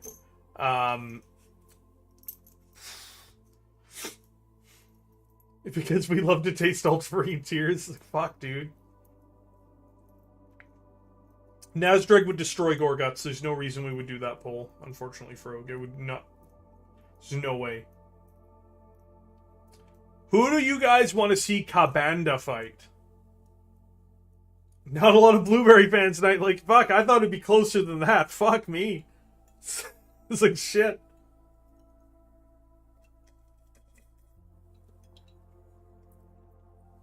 Yeah, like, Besker, that's just the thing, right? Like, I thought Tigurius, Yark versus Kane. Again, like, I would love to use Caiaphas, but Caiaphas is going to win any poll he's in.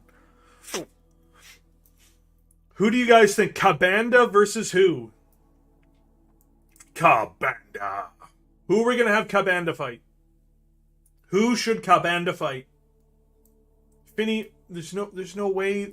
I can't do Gork versus Mork. But no, you guys, for real, who should Kabanda fight? Name a character, even a Primark. Kabanda versus Vulcan. No, we already know Kabanda versus Sanguinius. We already know that one, Rudy. Oof. Oh, hello, Ruski Bat. Ruski Bat here for Cast Trouble.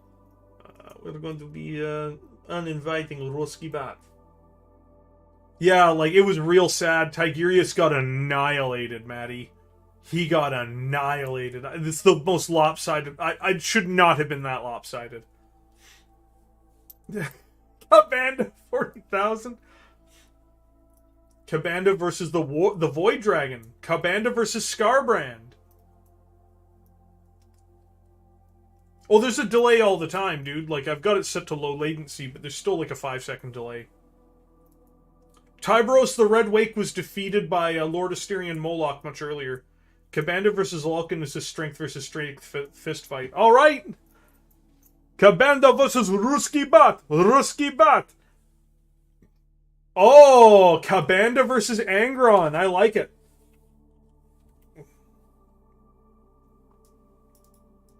Let's do this. Kabanda versus Angron. For Khorne, who is going to win between Kabanda, the General of Khorne, versus Angron, the Red Angel? Let's see. It's the Demon Primarch. Let's be real. Like, Angron, the Demon Primarch, lost to Perturabo. Let's remember that, guys. Like, Angron is not... People talk up Angron a lot, but Angron doesn't have a lot to show for it, to be honest. You know, apparently Angron's not even going to fight Sanguinius. Kabanda's got balls enough to fight Sanguinius. That's all I'm saying. Yeah, Maddie, Asteria Moloch won 61% versus Tiberos.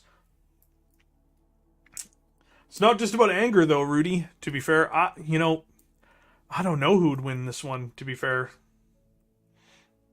Yeah, like, Demon Angron has actually never won a fight of any note. He's actually been consistently defeated, whereas, and against often inferior opponents. Whereas Kabanda has put work in actual fights.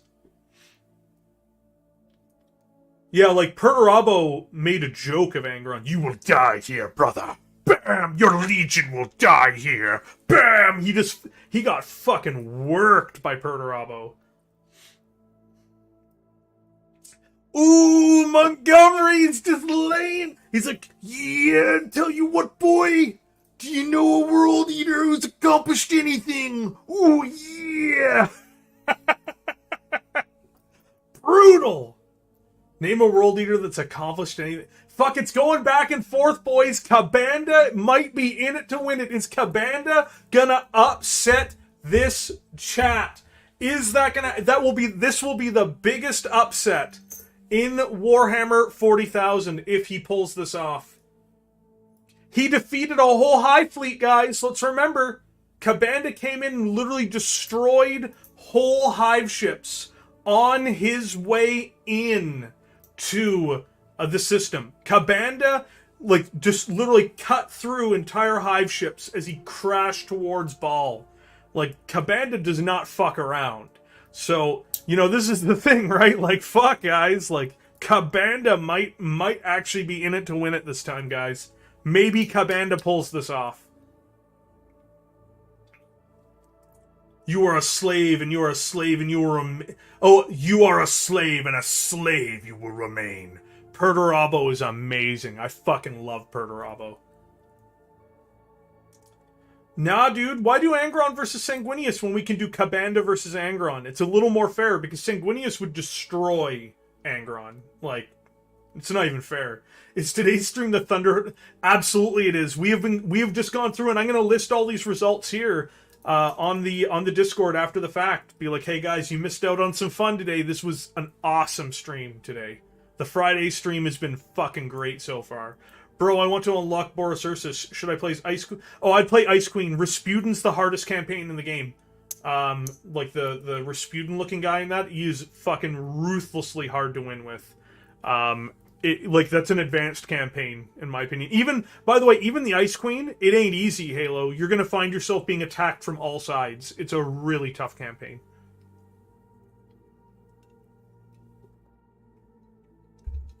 So far, Games Workshop has dissuaded the idea that they're gonna have Angron versus Sanguinius. I think if it is Angron versus Sanguinius, it will happen after or before Sanguinius defeats Kabanda. Or he'll defeat them both at the same time. Well, you guys, it looks like Kabanda has pulled ahead. Can the votes change anything? By the way, guys, if you're enjoying your time here today, remember to hit that like button. It helps the channel out immensely. I'm doing my best to grow the channel at this time, and any and all help is greatly appreciated. We're doing everything we can, boys. We're doing everything we can.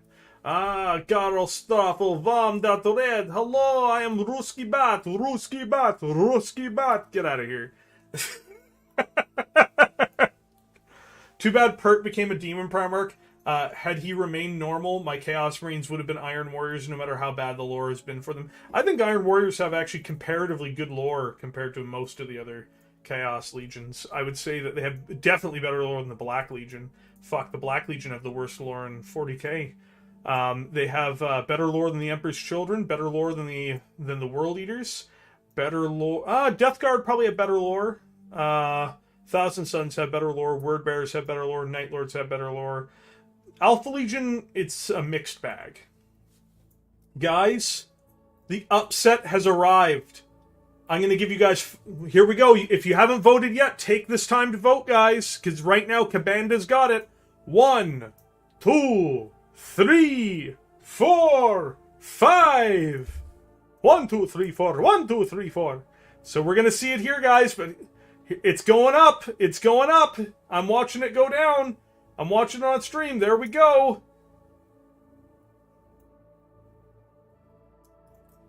Kabanda, the General of Khorne, has defeated Angron. According to the chat, Kabanda has defeated the Red Angel.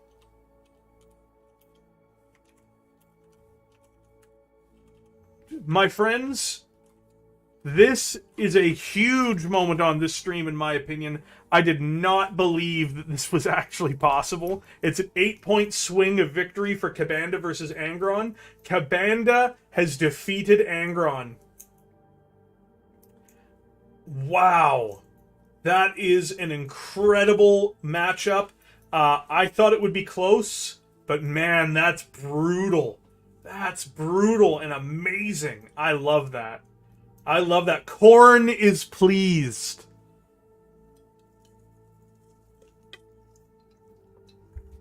Khorne is pleased. Don't bring an angel to do a demon's work. That's right, shit, bro. The Red Angel goes down in the polls. Defeated by Kabanda. Holy shit. That's brutal. I love it. I can't believe you guys... Like, to be fair, I actually do think Kabanda would defeat Angron. So, the chat voted for it. I can't believe that they did. The chat has spoken. Kabanda defeats Angron with a 54%. He defeats him with that 8-point swing. A brutal upset for the World Eaters in this case. But Khorne cares not from where the blood flows. Looks like Khorne backed the wrong horse Primark-wise. Yes, he did. But at least he's got Kabanda. Alright, so who are we going to have next? Ooh. I've seen some people throwing out Nazdrag and Tuska. I'm going to say that we're going to have Nazdrag fight somebody. But the problem is most people don't know who Nazdrag or Tuska are, unfortunately. Like, that's a big problem for the votes, right? Like, you know, I want to make sure that these are characters people know. Who could we have up next? We did Eldrad. I want to find another alien here. What's another? The Swarmlord. Hey, guys, who should the Swarmlord? Who should the Swarmlord go up against, boys? Who is the Swarmlord gonna fight? Who is the Swarmlord gonna fight today, boys? You gotta tell me. You guys gotta tell me. Who are we gonna put the Swarmlord up against? Yeah, but Khorne wasn't gonna get Sanguinius. Yes, Asterion Moloch fought Tyberos the Red Wake, and Asterion Moloch defeated him at 61%. Sorry. Doggo was just making some noise. Bagard Oberon, Calgar,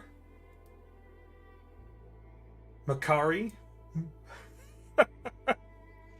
Who the hell is Vargard Oberon? I don't remember who that is. Emotech. Let's see here. Oh, he's a Necron, that's why I don't know who he is. The Great Maw. Commander Farsight, that might be interesting.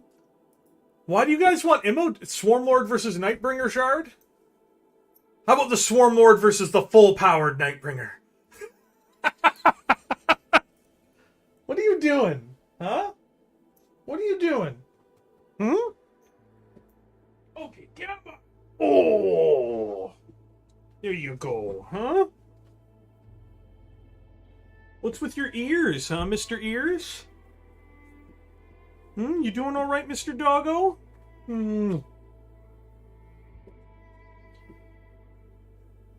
So a lot of you guys are throwing out a lot of different names here. I think the Swarmlord... So we're not going to... We already know Calgar defeated the Swarmlord, so we're not going to do that. We already know Dante defeated the Swarmlord. Oh, so you guys want to have Kugoth versus the Swarmlord? Swarmlord versus Old... Swarmlord would destroy Old One Eye, Frog. It's not even fair. Oh, I know. You're so fuzzy. Alright, Mr. Fuzzer. Alright, I'm going to put you back down. There you go.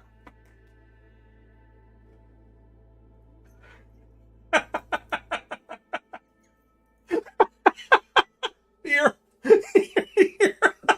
That's hilarious. It's like, pew, his soul is destroyed.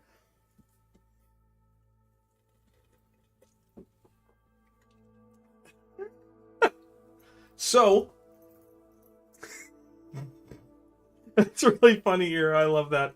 So, I think that's what we're going to do, guys. Kugoth Plaguelord versus the Swarmlord.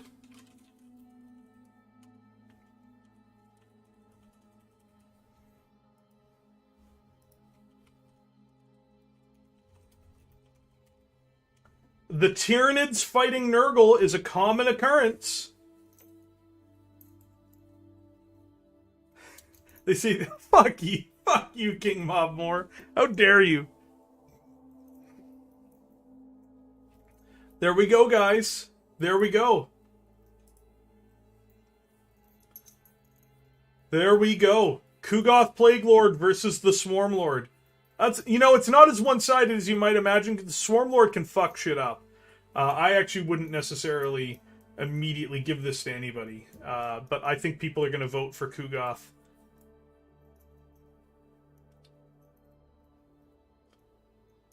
Oh, there's a lot of demons out there, Frog. That's just the thing, right?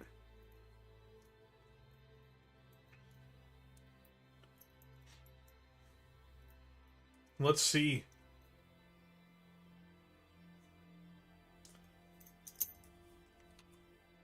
We're going to have a Savitar. We're going to have a Savitar duel at some point, guys. I want to do a Savitar duel today. Today, the Savitar duel. But, I am interested. I am interested who we're going to see win. I have a good one. Illuminator Saris versus Fabius Bile. Two mad scientists throwing their hands at each other. I don't think that's what either of them would want, though.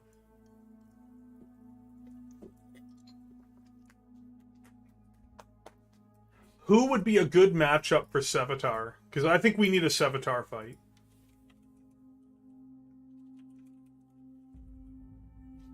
Oh, I think I know who.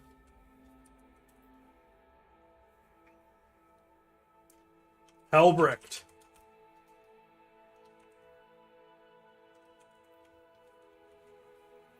Savitar versus Helbrecht. What do you guys think?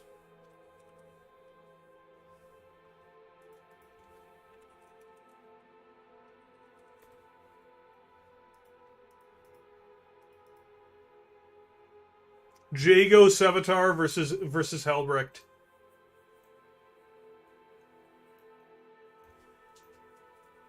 Nakion Shadowkin, are you sure you want to do that? Are you sure? Are you sure that's what you want, Chris? You guys want to have Nakion Shadowkin versus Savitar? Is that what you guys want? You want to reclaim some honor for what just happened before? Helbrecht is one of the great duelists of the Imperium right now. I don't know if I would want to... I wouldn't sleep on Helbrecht, to be honest, dude. Personally, I wouldn't.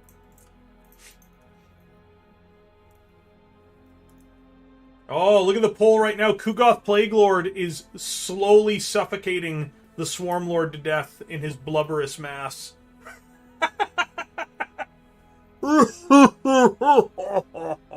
Just slowly...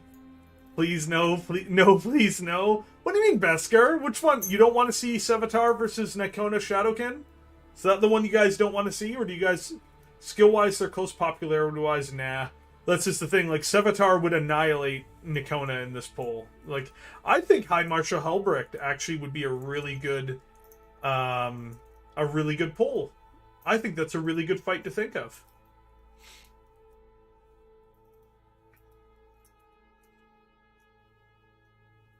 Yeah, I don't want to do I'm gonna be honest. The reason why I don't want to do the Necrons is because they're not. It's not really possible to do them, in my opinion. The bots are out in force today, boys. The bots are out in force. Look at them all. Look at them all, like, attracted like flies to shit.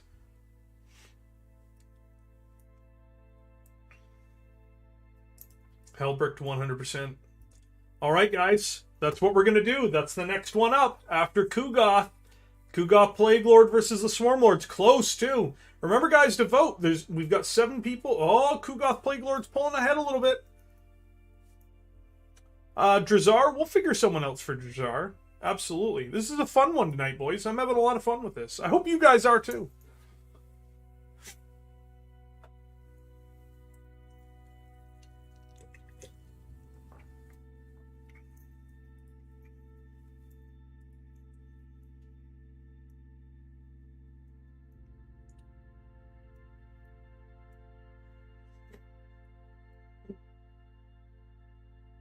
In all sincerity, Montgomery, you know that the reason why, it's a default in many cases. Your streams are better than that. Come on now, King Mobmore. Let's not be too generous. Remember, guys, hit that like button if you're enjoying your time here today. As Chris says, you must do as Chris tells you to do.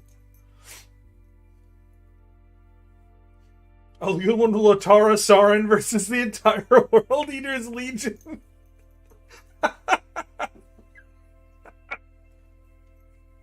Alright, guys. Kugoth has come out on top. At 56% victory over the Swarmlord. Boom. Down goes the Swarmlord. Down goes the Swarmlord. He has been thrown into the duffel bag of destruction. And now, here comes a big fight, boys. Oh man, look at all these Ruski bats. Ruski bat, Ruski bat.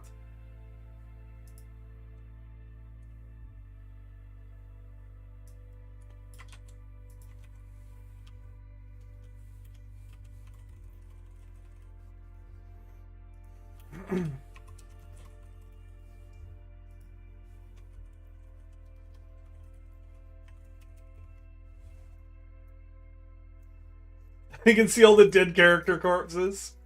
Oh boy. Here we go, boys. Here we go.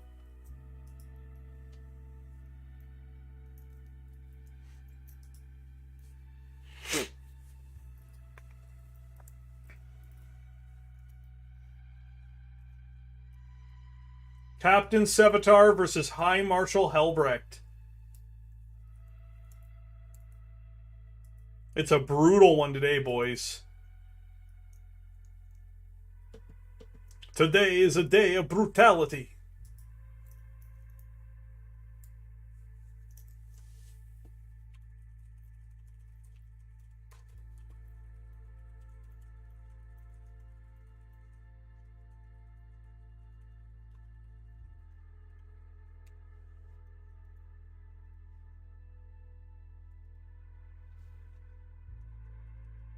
I'm going to let everybody know the results so far.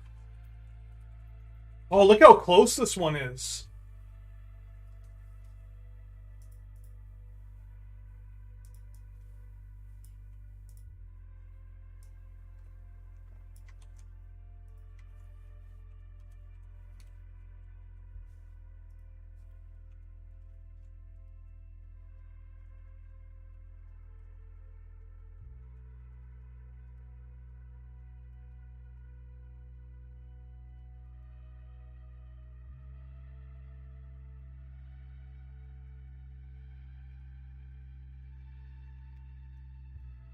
There we go. Just giving people the update, because why not? Who would have done Ruski Vat versus Lord Algaroth? I think they work hand in hand, Thomas. They work hand in hand. Do you guys think we can get to 40 likes? I don't know if we can, but we should try. We should try to get to 40. 40 is such a close number. We're almost there. We're almost there, brothers. We're almost there. Savitar versus Helbrecht. Not as many people are voting this time, boys.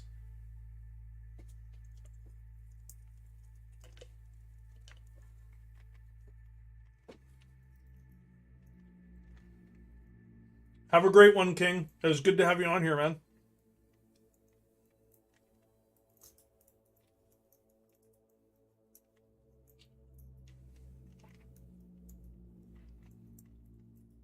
High Marshal Helbrecht versus First Captain Savitar.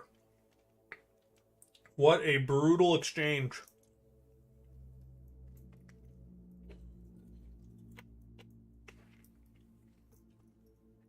As chosen by you, our viewers. And viewers like you.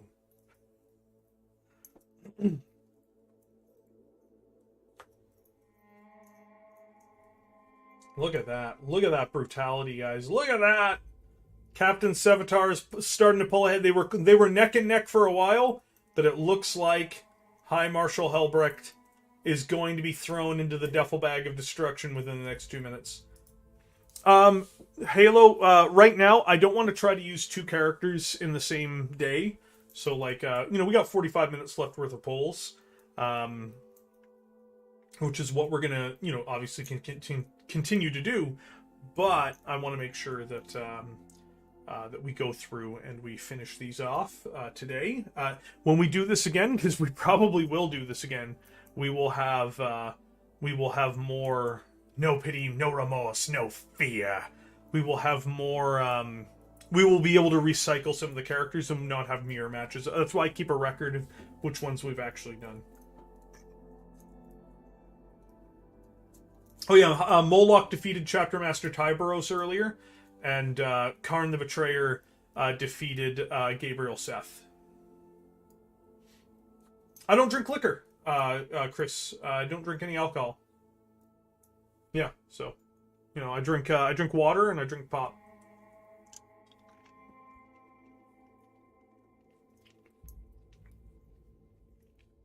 Well, there we go, guys. Savitar's almost clinched it.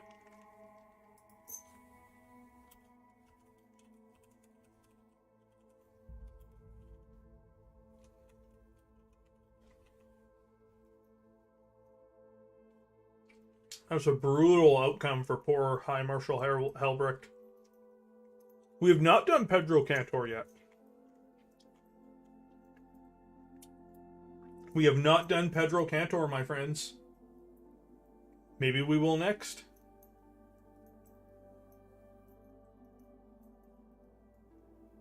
Yeah, we hit that point, guys, and Captain Savitar has come away as the victor with 61% of the vote. 61% in favor of Savitar versus Helbrecht. Bam! As voted by viewers like you, First Captain Savitar has objectively won this battle, and High Marshal Helbrecht has been thrown into the duffel bag of destruction. He has been destroyed, he has been annihilated, he has been thrown down into the dumps. That is where he is, that's where he belongs. Brutal. Alright, so...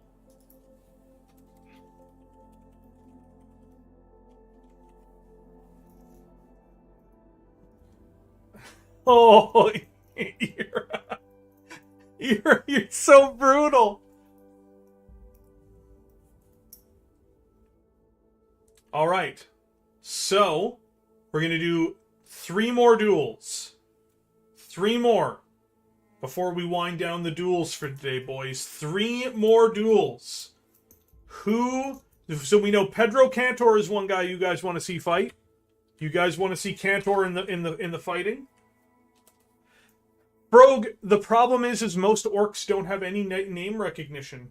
Ghazghkull does, and Ghazghkull won his fight. But most of these guys don't really have any name recognition. Most people don't know who Commander Pask is. Most people don't know who Darkstrider is or their stories, right? So I don't want to... we had a thing earlier where, Lilith Hellsprix got annihilated by someone who... I thought it would be a joke if they squared off against one another. Boy, was I wrong! I'm trying to make sure that the characters we use have name recognition so that we can actually... Ferris versus Perturabo? That sounds like an okay fight. Yeah, we'll do that one. But not right away. That's going to be the last one. Ferris versus Perturabo is going to be the last one. Kairos versus Russ. Cantor versus Dante? Why would you want to do this to poor Pedro Cantor? Pedro Cantor versus Corferon? Nobody's going to vote for Corferon for anything, though, Halo. The only thing they're going to vote for is that Corferon's a big piece of shit.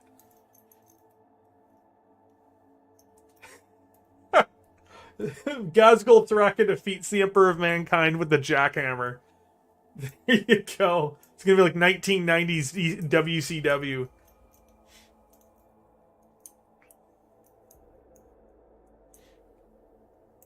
Vulcan versus Hug Me Elmo.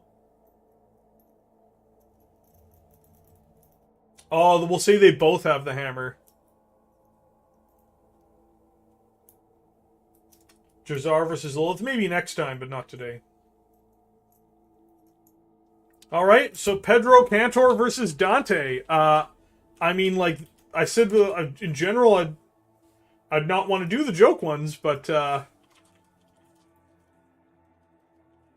I mean, I know you guys just want to, like, meme on the Imperial Fists, but... Here you guys go!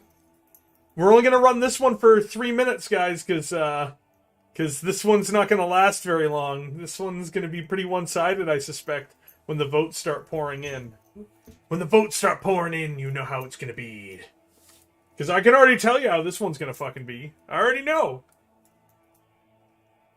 By popular demand, Pedro Cantor versus Lord Commander Dante. Maybe it'll be a huge upset. Maybe it'll be a huge upset. Maybe it'll be a huge upset. Maybe people think that Dante is a little old and tired. All Dante did was defeat the Swarmlord. That's all Dante did. Whereas Pedro Cantor blew up his own fortress monastery and got 2/3 of his chapter killed. You know? Yeah, that's just the thing, RT. Like, this is what people wanted, and the results are what people would expect. I mean, like, once the votes get past a certain point, yeah, like, I don't know. I don't know why you guys wanted this, but you guys are getting what you want, which is Pedro Cantor versus Lord Commander Dante. Yeah, it doesn't seem to be looking so good for Pedro Cantor right now. I wonder why. Can we get, like... This is preposterous that you guys wanted this. As I said, it's only a 2-minute poll this time. Because, I mean, the results speak for themselves. Guys, can I get an F in the chat for Pedro Cantor? Can I get an F in the chat for Pedro Cantor right now? You guys got to give him the Activision salute. This is brutally over.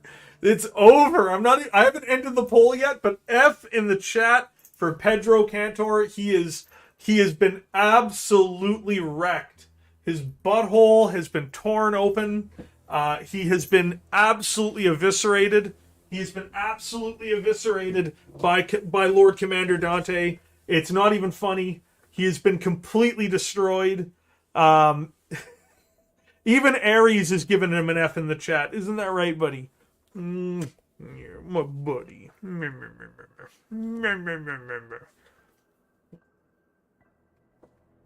I refuse. He got what he deserved.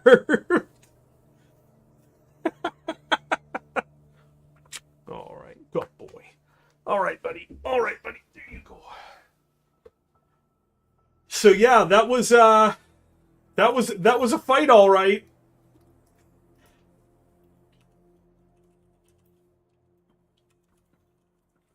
So Dante completely annihilated Pedro Cantor.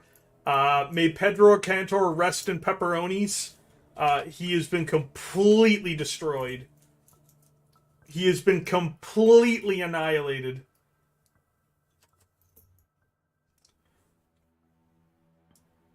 Who the hell's Carlos McConnell?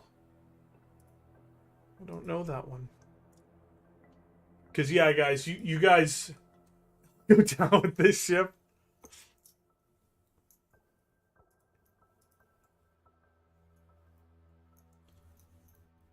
Yeah, that was a slaughter, bro.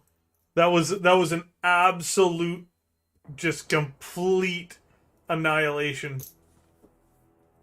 That was a complete annihilation. A complete destruction of Pedro Cantor as a person. He was just completely annihilated.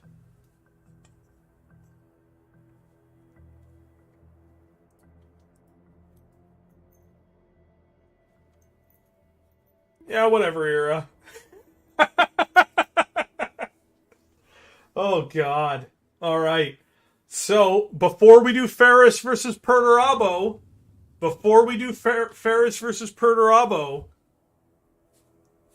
let's see what's going to be next. Why did I ask him for tonight, Dante? Yeah, like, what did you think was going to happen, Charlie Thaler? Charlie, I gotta ask, what did you think was going to happen? Yeah, I'll have my fucking boy Pedro take on anybody. Well, people are saying, Dante, yeah, he's going to beat that shitheel Dante, no problem. It's like... Are you sure about that one? Are you winning, son? For his neck versus the blade of the lair.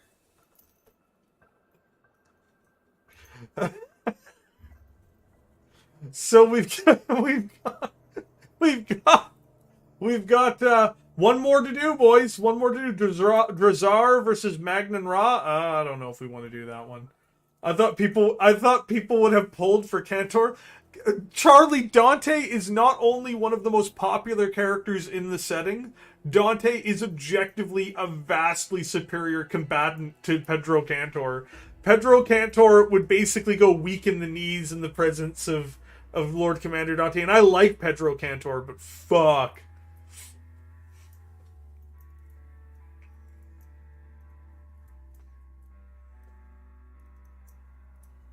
It's like just brutal. Just brutal. Best case Drazar. Yeah, it's a good idea, but I don't know if I want to do that one. It's kind of a weird one, and to be fair, in the lore, Magnan Ra has done a lot more just damage than Drazar ever has. Drazar's not been used enough, and anytime he's been used, he's been jobbed. So I know it's just like you set your boy up for failure. He said, "I'm like, go on out there, buddy. You got this." He runs out there. Thanks, Dad. This gets absolutely fucking annihilated. I was like, fuck, dude, like, Charlie, what are you doing? Like this, I thought you were memeing, and then you're like, no, let's do this. I'm like, all right, and we did it. We did it, boy. Brutal. All right. Farsight versus someone. Who do you guys want to have Commander Farsight fight? He's gotten enough name recognition. Who's gonna win? Commander Farsight versus who?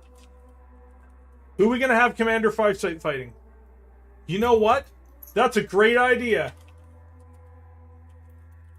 Gavriel Loken versus Commander Farsight. Let's do this. I actually think Farsight would win, but let's see what you guys think. Commander Farsight versus Gavriel Loken. Who will win in the duffel? Who will win? Who's gonna win? Who's got this? We got 3 votes in so far. Oh boy, people are throwing their weight behind Loken. I mean, to be honest, I think Commander Farsight would annihilate Loken, to be honest, with that sword he has. He'd cleave right through him. It'd be horrible. And his lifespan would be added to Commander Farsight's. But that's just me. Now, well, you know, the setting is, of course, that they're both fighting, you know, at their peaks. But I just don't see how... I'm doing it, but I don't see how Gavriel Loken can win that one. I heard a duffel bag there. Yeah, it's where Gavriel Loken should be going in by the end of this poll, I think. As he gets chopped in 2 for the greater good. Gravy Loken. Gravy! Don't forget to vote, guys. We're 28 concurrent viewers. We got 19 votes in the pot. Who will win? Who will win? This is the ultimate showdown of ultimate destiny, my friends.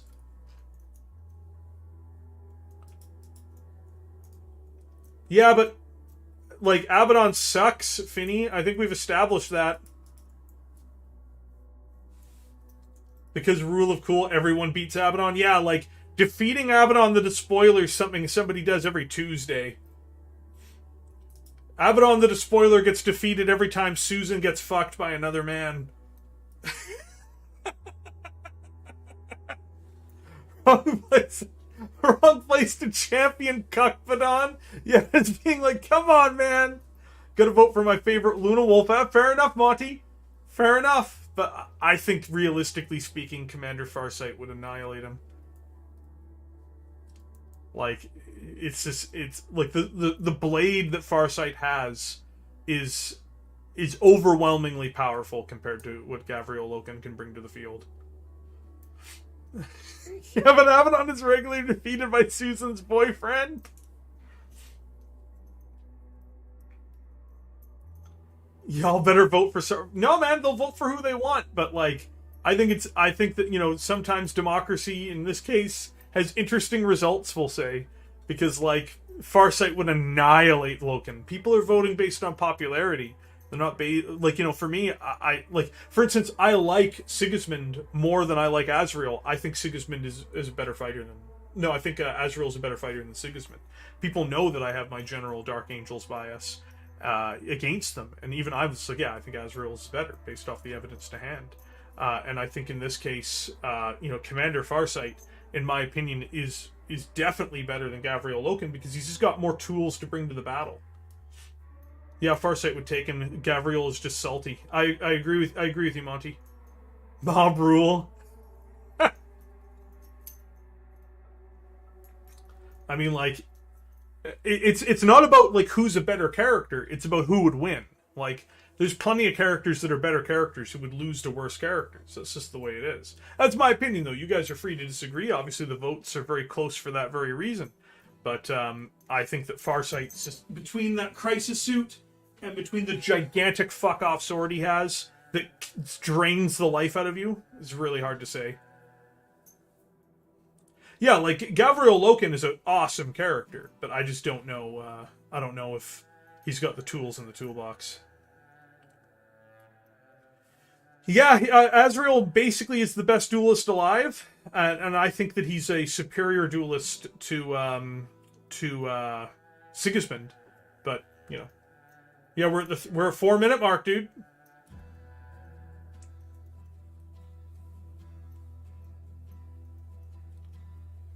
Yeah, he's basically using a Necron weapon, or an Old One weapon. One of the two. It looks more Necron tier than Old One, though. Stealing the lives of people with that sword, basically. Like, even right now, like, Commander Farsight will live for thousands of years. And he'll never know why. That's the funny part. He's like, oh, I don't know what's wrong with me. He knows it's related to the blade, but he doesn't understand it. Okay, Loken versus Farsight in their undies fight. Well, of course Loken is going to win that fight, RT. Of course he is. Oh, we hit the 5-minute mark, boys. 1, 2, 3, 4, 5. Here we go.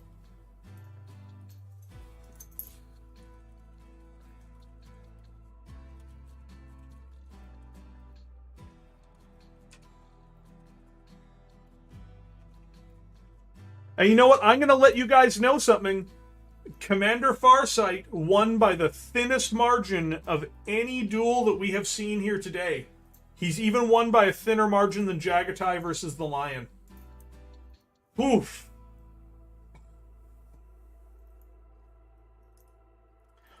And here we go, guys. Most of the current older Marines would be vastly superior to their Horus Heresy era Marines. They have so much more experience. I agree with you, Crunk. I completely agree. People voted for Sigismund earlier, but I really do think that Azrael is the superior one there.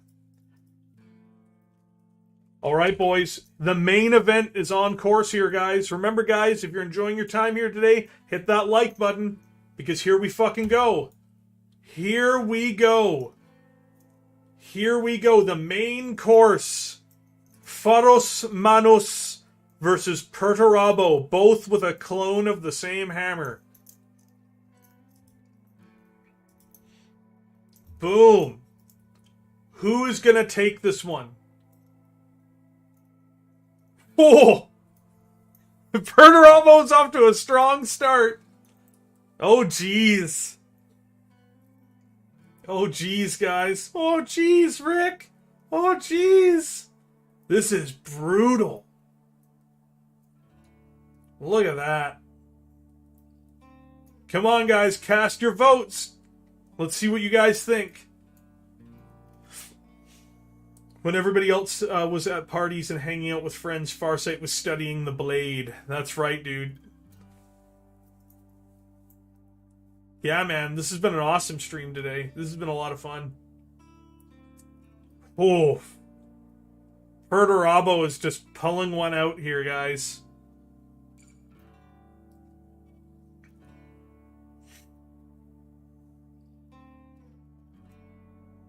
Purdy is too smart for hot-headed Manus. Yeah. Like, Ferrus Manus is just getting fucking destroyed. Ferrus Manus is getting destroyed. Destroyed harder than Susan gets destroyed on Saturday night in front of Abaddon.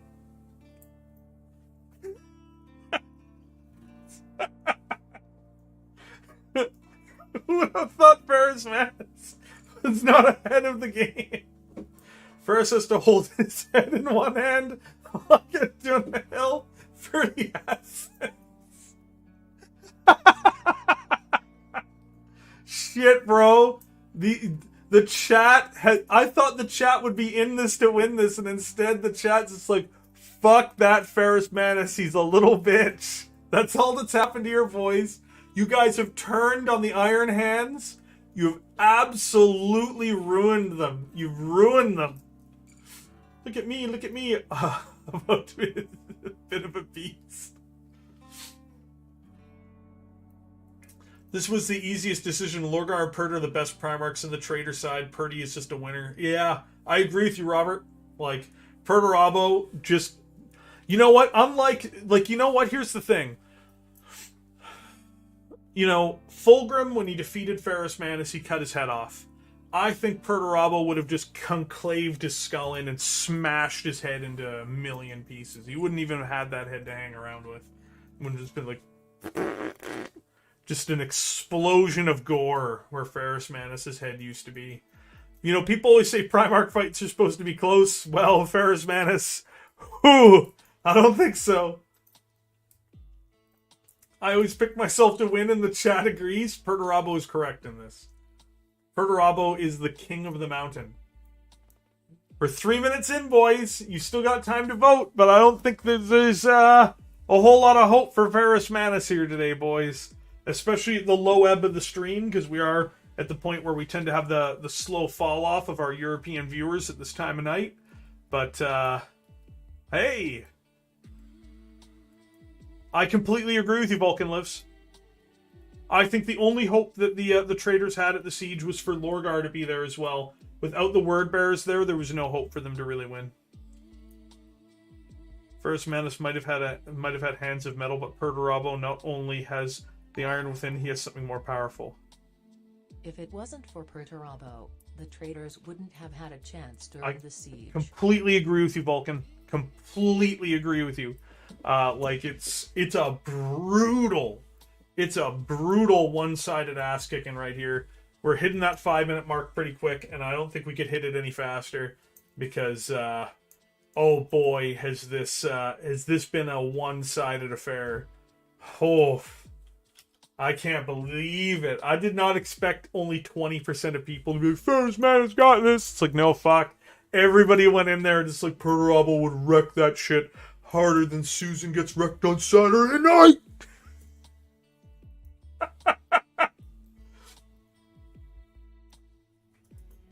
Well, Perturabo basically did all the work, Krunk, I agree with you. And not only that, like, they needed the word bearers at Terra. Like, once you have that gone, it's just not happening. Yeah, I agree with you, RT. Look at that. Boom, we're at the 5-minute mark, and it's over. It's over. Perturabo wins by an immense margin. An immense margin. Perturabo has completely thrown his opposition into the duffel bag of destruction. The duffel bag is full of a headless body. Look at that. Look at that. What a complete level of destruction. A complete level of absolute destruction. Brutal. A brutal, absolute evisceration of Ferrus Manus is where we end the duels on the stream today. We have gone through a huge number of these guys. Hold on, let's talk about this, because this is how many we did. We had 1, 2, 3, 4, 5, 6, 7, 8, 9, 10, 11, 12, 13, 14, 15, 16, 17, 18 duels on the stream today. 18 of them. Hundreds of votes cast. Absolutely brutal. A brutal exercise today, my friends. Just an absolute disastrous display for some characters. Unexpected victories for others. We are going to point out who the biggest winners were and who therefore also who the biggest losers were. The single biggest winner in the entire matchups today was Eldrad Ulthran versus Tigerius, Vero Tigerius. Eldrad Ulthran won with a staggering 85% of the vote. 85% of the vote. Incredibly disastrous for Tigerius. He was completely annihilated by Eldrad Ulthran. A complete and utter destruction. Even greater than the destruction that we just saw, where Perturabo captured almost 80% of the vote. He captured 79% of the vote and completely destroyed his brother, Ferrus Manus. Ferrus Manus is the second biggest loser of tonight. The third biggest loser, of course, is Pedro Cantor. Pedro Cantor was completely destroyed by Lord Commander Dante, which I suspected was going to happen and I warned was going to happen, but people insisted. Lord Commander Dante has picked up the easiest win of his career. He had a shocking 76% vote in his favor as he completely annihilated Pedro Cantor. Pedro Cantor went down like a clown in round 1. Next on the list of biggest wins is going to be Jane Czar defeating Lilith Helbrecht in a big upset, or because people hate Drakari, followed by Karn the Betrayer and his staggering victory over Gabriel Seth at 65%. We also have Gazgul Mad Urk Thraka pulling out an incredible victory with 70% of the vote, where Gazgul Thraka so completely and thoroughly ruined Abaddon that he can't even sit and watch Susan this Saturday. That is how bad off Abaddon is. He doesn't even have the opportunity to see Susan get plowed this Saturday because he's being reassembled by the Chaos Gods. We also have other noteworthy duels. The closest duel that we could have had was Commander Farsight versus Gavriel Loken. Commander Farsight eked out the victory by 4% points. He got 52% of the vote overall. He has the smallest spread of any single victory here tonight, but it was a hard-fought victory. The next closest would be Jagatai Khan versus the Lion, where the Lion managed to be defeated by only 5%. He was defeated by Jagatai's 53% of the vote. It overall averages out to be like 52.5 or something. So it was very close, with the Lion barely managing to find defeat at the hands of his brother, the Kongan, sorry. We also had other noteworthy fights as well, such as Bjorn the Fell-Handed versus Rylanor, where Bjorn completely destroyed Rylanor with a 62% victory. Alderaan versus Coursewayne was also won at 63% in favor of Alderaan. Mephiston versus Armamon, another one of the closest battles we've seen tonight. Mephiston barely eking out the victory with a 53% victory. Very impressive to defeat of course, Armamon. The second closest Primark fight we saw tonight, though it was a 10-point victory, was by Conrad Kurz. Conrad Kurz defeating Corvus Corax with a 10% level of victory. I think it was made the most sense. Another big one that kind of is a sleeper, but people voted for it as a big one. Lord Eidolon fought against Castellan Crow, and Lord Eidolon won with a 10-point victory. He crushed Castellan Crow with his quick actions and sleek blades. We also had, of course, Lord Asterion Moloch going over Chapter Master Tybros in an incredibly devastating duel where Lord Asterion Moloch picked up the win with 61% of the vote.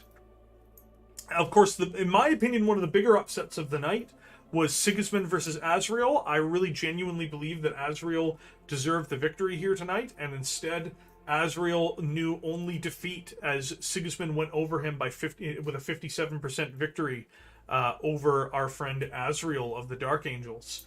Do we have anyone else we're missing? Kabanda versus Angron, the upset of the night. A greater demon of Khorne, the general of Khorne, did battle with Angron in the polls today. It was also one of the most active polls. I think it had like 30 or 40 votes in it. And Kabanda defeated Angron with a victory of 8%. He won 54% of the vote. Angron has been crushed by Kabanda. Kabanda is the king of the battlefield when it comes to Khorne at this time. He completely destroyed him. He proved that why he is the general of Khorne. Angron went home with his head in his hands because Kabanda took that head off, and he's like, go report your skull to Khorne, my friend.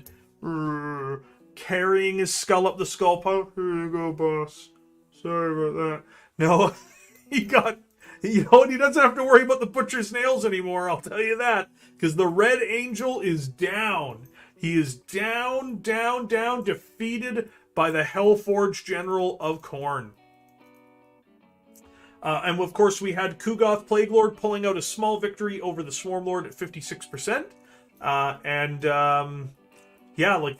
This was an absolute blast tonight, guys. This has been a very fun stream. We're going to hang around for about another 10-15 minutes with you guys, but then I'm going to wind down at 3 hours. I will be playing Total War tonight, so that will be happening. We will be doing it. I will be starting up a separate live stream to do that, of course, which I'm going to be doing in a bit. I will let you guys know in the last 10 minutes some of the content I'm going to be working on. So what we talked about today with these versuses, I'm actually going to be taking some examples of duels from the Horus Heresy and from Warhammer 40,000 and from Warhammer Fantasy Battle, and I'm going to be making a series of small docu-videos about the characters involved, in my opinion, some of the greatest duels in the history of Warhammer. We're going to do a couple lore videos.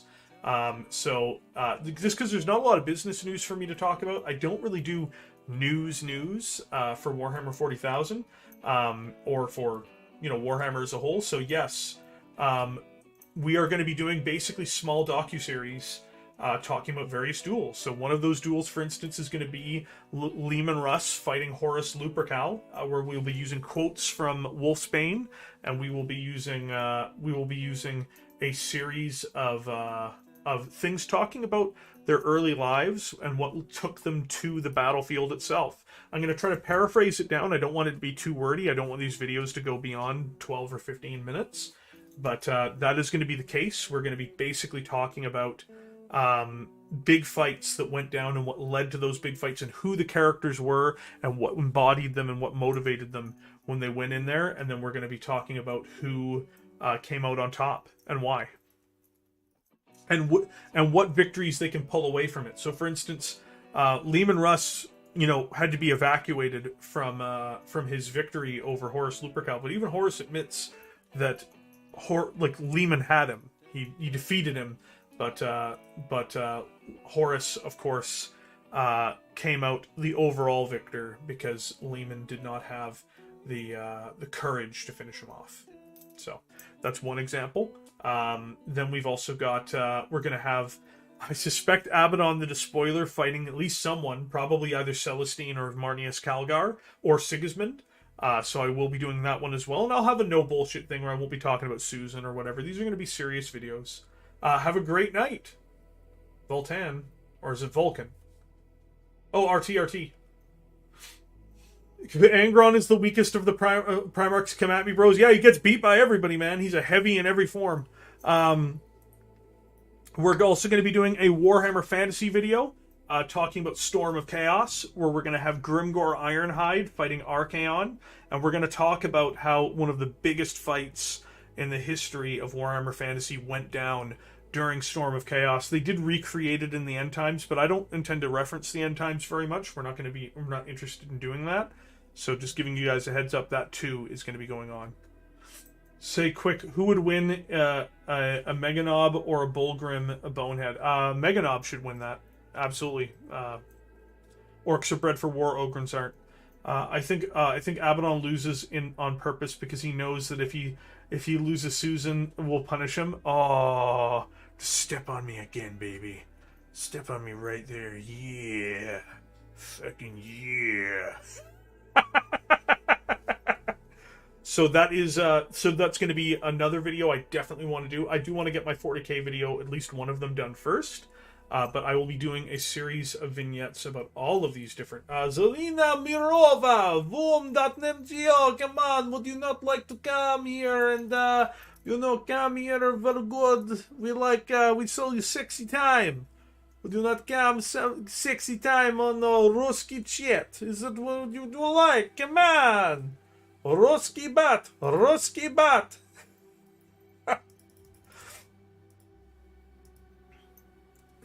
So that is the plan, you guys. That's what we're going to be doing. Those videos are going to be things that take me a little while to develop. I want to make sure I write an appropriate script. I actually am going to do research for each one of these scripts as well. They're not just going to fly out of my bum.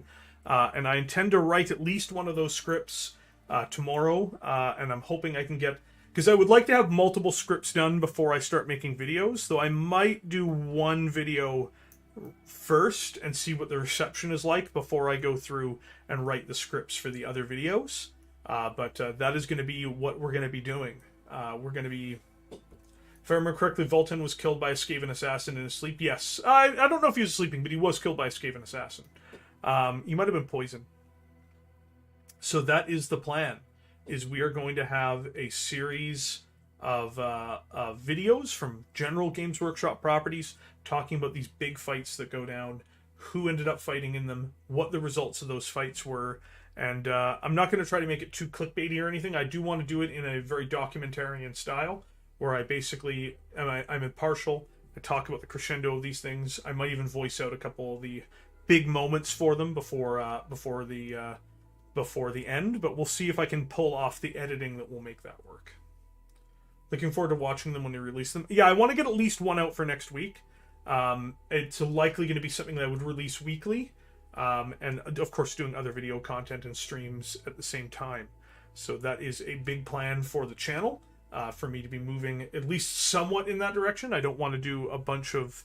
I'm not all lore or anything like that either, but I would like to do those types of videos because I can see what a fun experience it would be to make them, and I think it would be a very fun experience for you guys to watch them. So that is a big plan for the channel as well. As I mentioned, we're just talking about some stuff before I wind down the stream here because we're almost at the 3-hour mark, which is, for me, a medium-ish size stream, and we will be streaming again tonight once I get some dinner in me and things like that for the future. All this nonsense with Ogrins killing war bosses. Yeah, it's pretty ridiculous. Orcs are significantly stronger than Ogrin, or they should be, and they're also more lethal because they're more brutal. So I think that it's ridiculous. It's ridiculous even that Ogrin would defeat Space Marines on average. I should add, not in general. But yeah, no. What a great experience here, my guys. What a fun stream today was.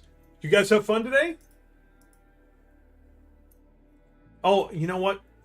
There is going to be one series of F's I asked for you guys to do in the chat today, which is I would like you guys today to drop an F in the chat for Angron. Because I love Kabanda, but Angron losing to Kabanda, I'm surprised that happened. F in the chat for Angron. Kabanda, the General of Khorne, is the biggest winner tonight, in my opinion. Not the biggest margin of victory, but to defeat Angron in a poll of 40k players, F in the chat for Angron. He went down in shame. He went down. He is forever shamed on this channel. I should add, Angron is never going to be... Angron is never going to be remembered the same by me after this. I didn't have a lot of respect for Angron before. Fuck Angron now. He can't even beat a Greater Demon of Khorne, because you know what?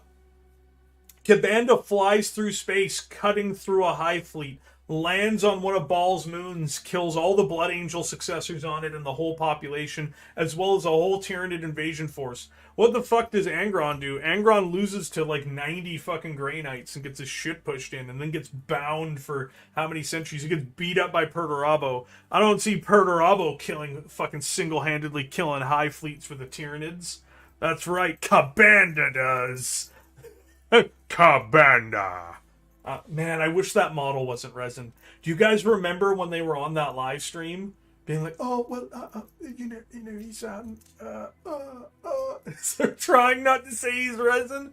The model, the model is going to be it's going to be a resin model." It's like, fuck. It's like, come on, guys. You couldn't give us a fucking plastic Kabanda? Are you for real? You don't think that a big fucking scary, Greater Demon of Khorne is not going to sell well? Oh yeah, that's true. He also had he had 7 Greater Demons guarding him, or 8 Greater Demons guarding him, and they all got annihilated. Ogryn Space Marine chapter, the Marines of Simplicity. Ooh. Brutal. Brutality. F in the chat for Kabanda's model being resin. F in the chat for Kabanda. He might have beat out Angron tonight, but he's going to lose in the long run. Oh, that's so sad. Yeah, and you know what? It's going to be 150 pounds, maybe more. It's so disappointing that that's what they did with him. It really is.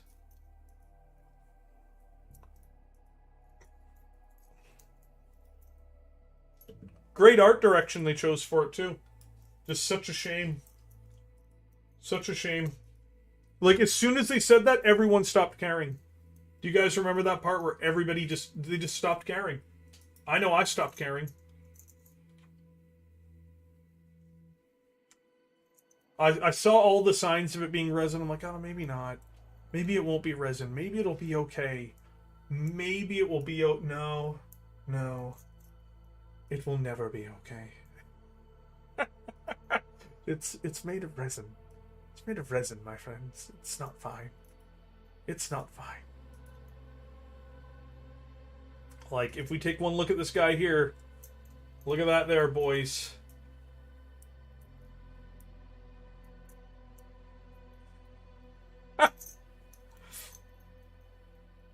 Was the perfect time to give a plastic heresy character. Yeah, I know, right?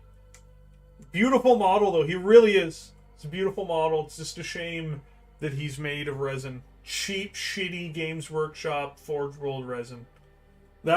It's not just any resin. It's not just any resin. It's the worst resin possible. So, thanks, GW. Everyone, look at how thick they made the wings, just to keep them from fragmenting. Yeah, people are not down with Games Workshop resin. Like, they're just not. It doesn't matter what Games Workshop does with it at this point. It's got such a bad reputation. It's some of the worst resin in the industry. Yeah, I think that they screwed up a lot on his model. But I think he is a beautiful model, even though the wings are messed up. But how you could release that and think it was going to be okay, I just don't know. I just don't know what they were thinking. Yeah, like, that's the thing. Like, I think it'll be $300 Canadian. Or more. It might be more. It's actually going to be more now because of the price increases. How many crumbled to dust in their hands to make that? I know, right? Like, I don't trust it. I just don't trust it. I don't trust GW resin. It's shit resin. It doesn't work out very well. In general, I'm not a fan of resin as a whole, but there are some resins where I'm like, you just deal with it. Yeah, it's not perfect. Blah blah blah. When it comes to Forge World, no, we're not doing that. We're not walking down that path, my friends. We're not going down that path. This chat has too much dignity. It has too much self-respect for me to go down the path of resin, my dudes.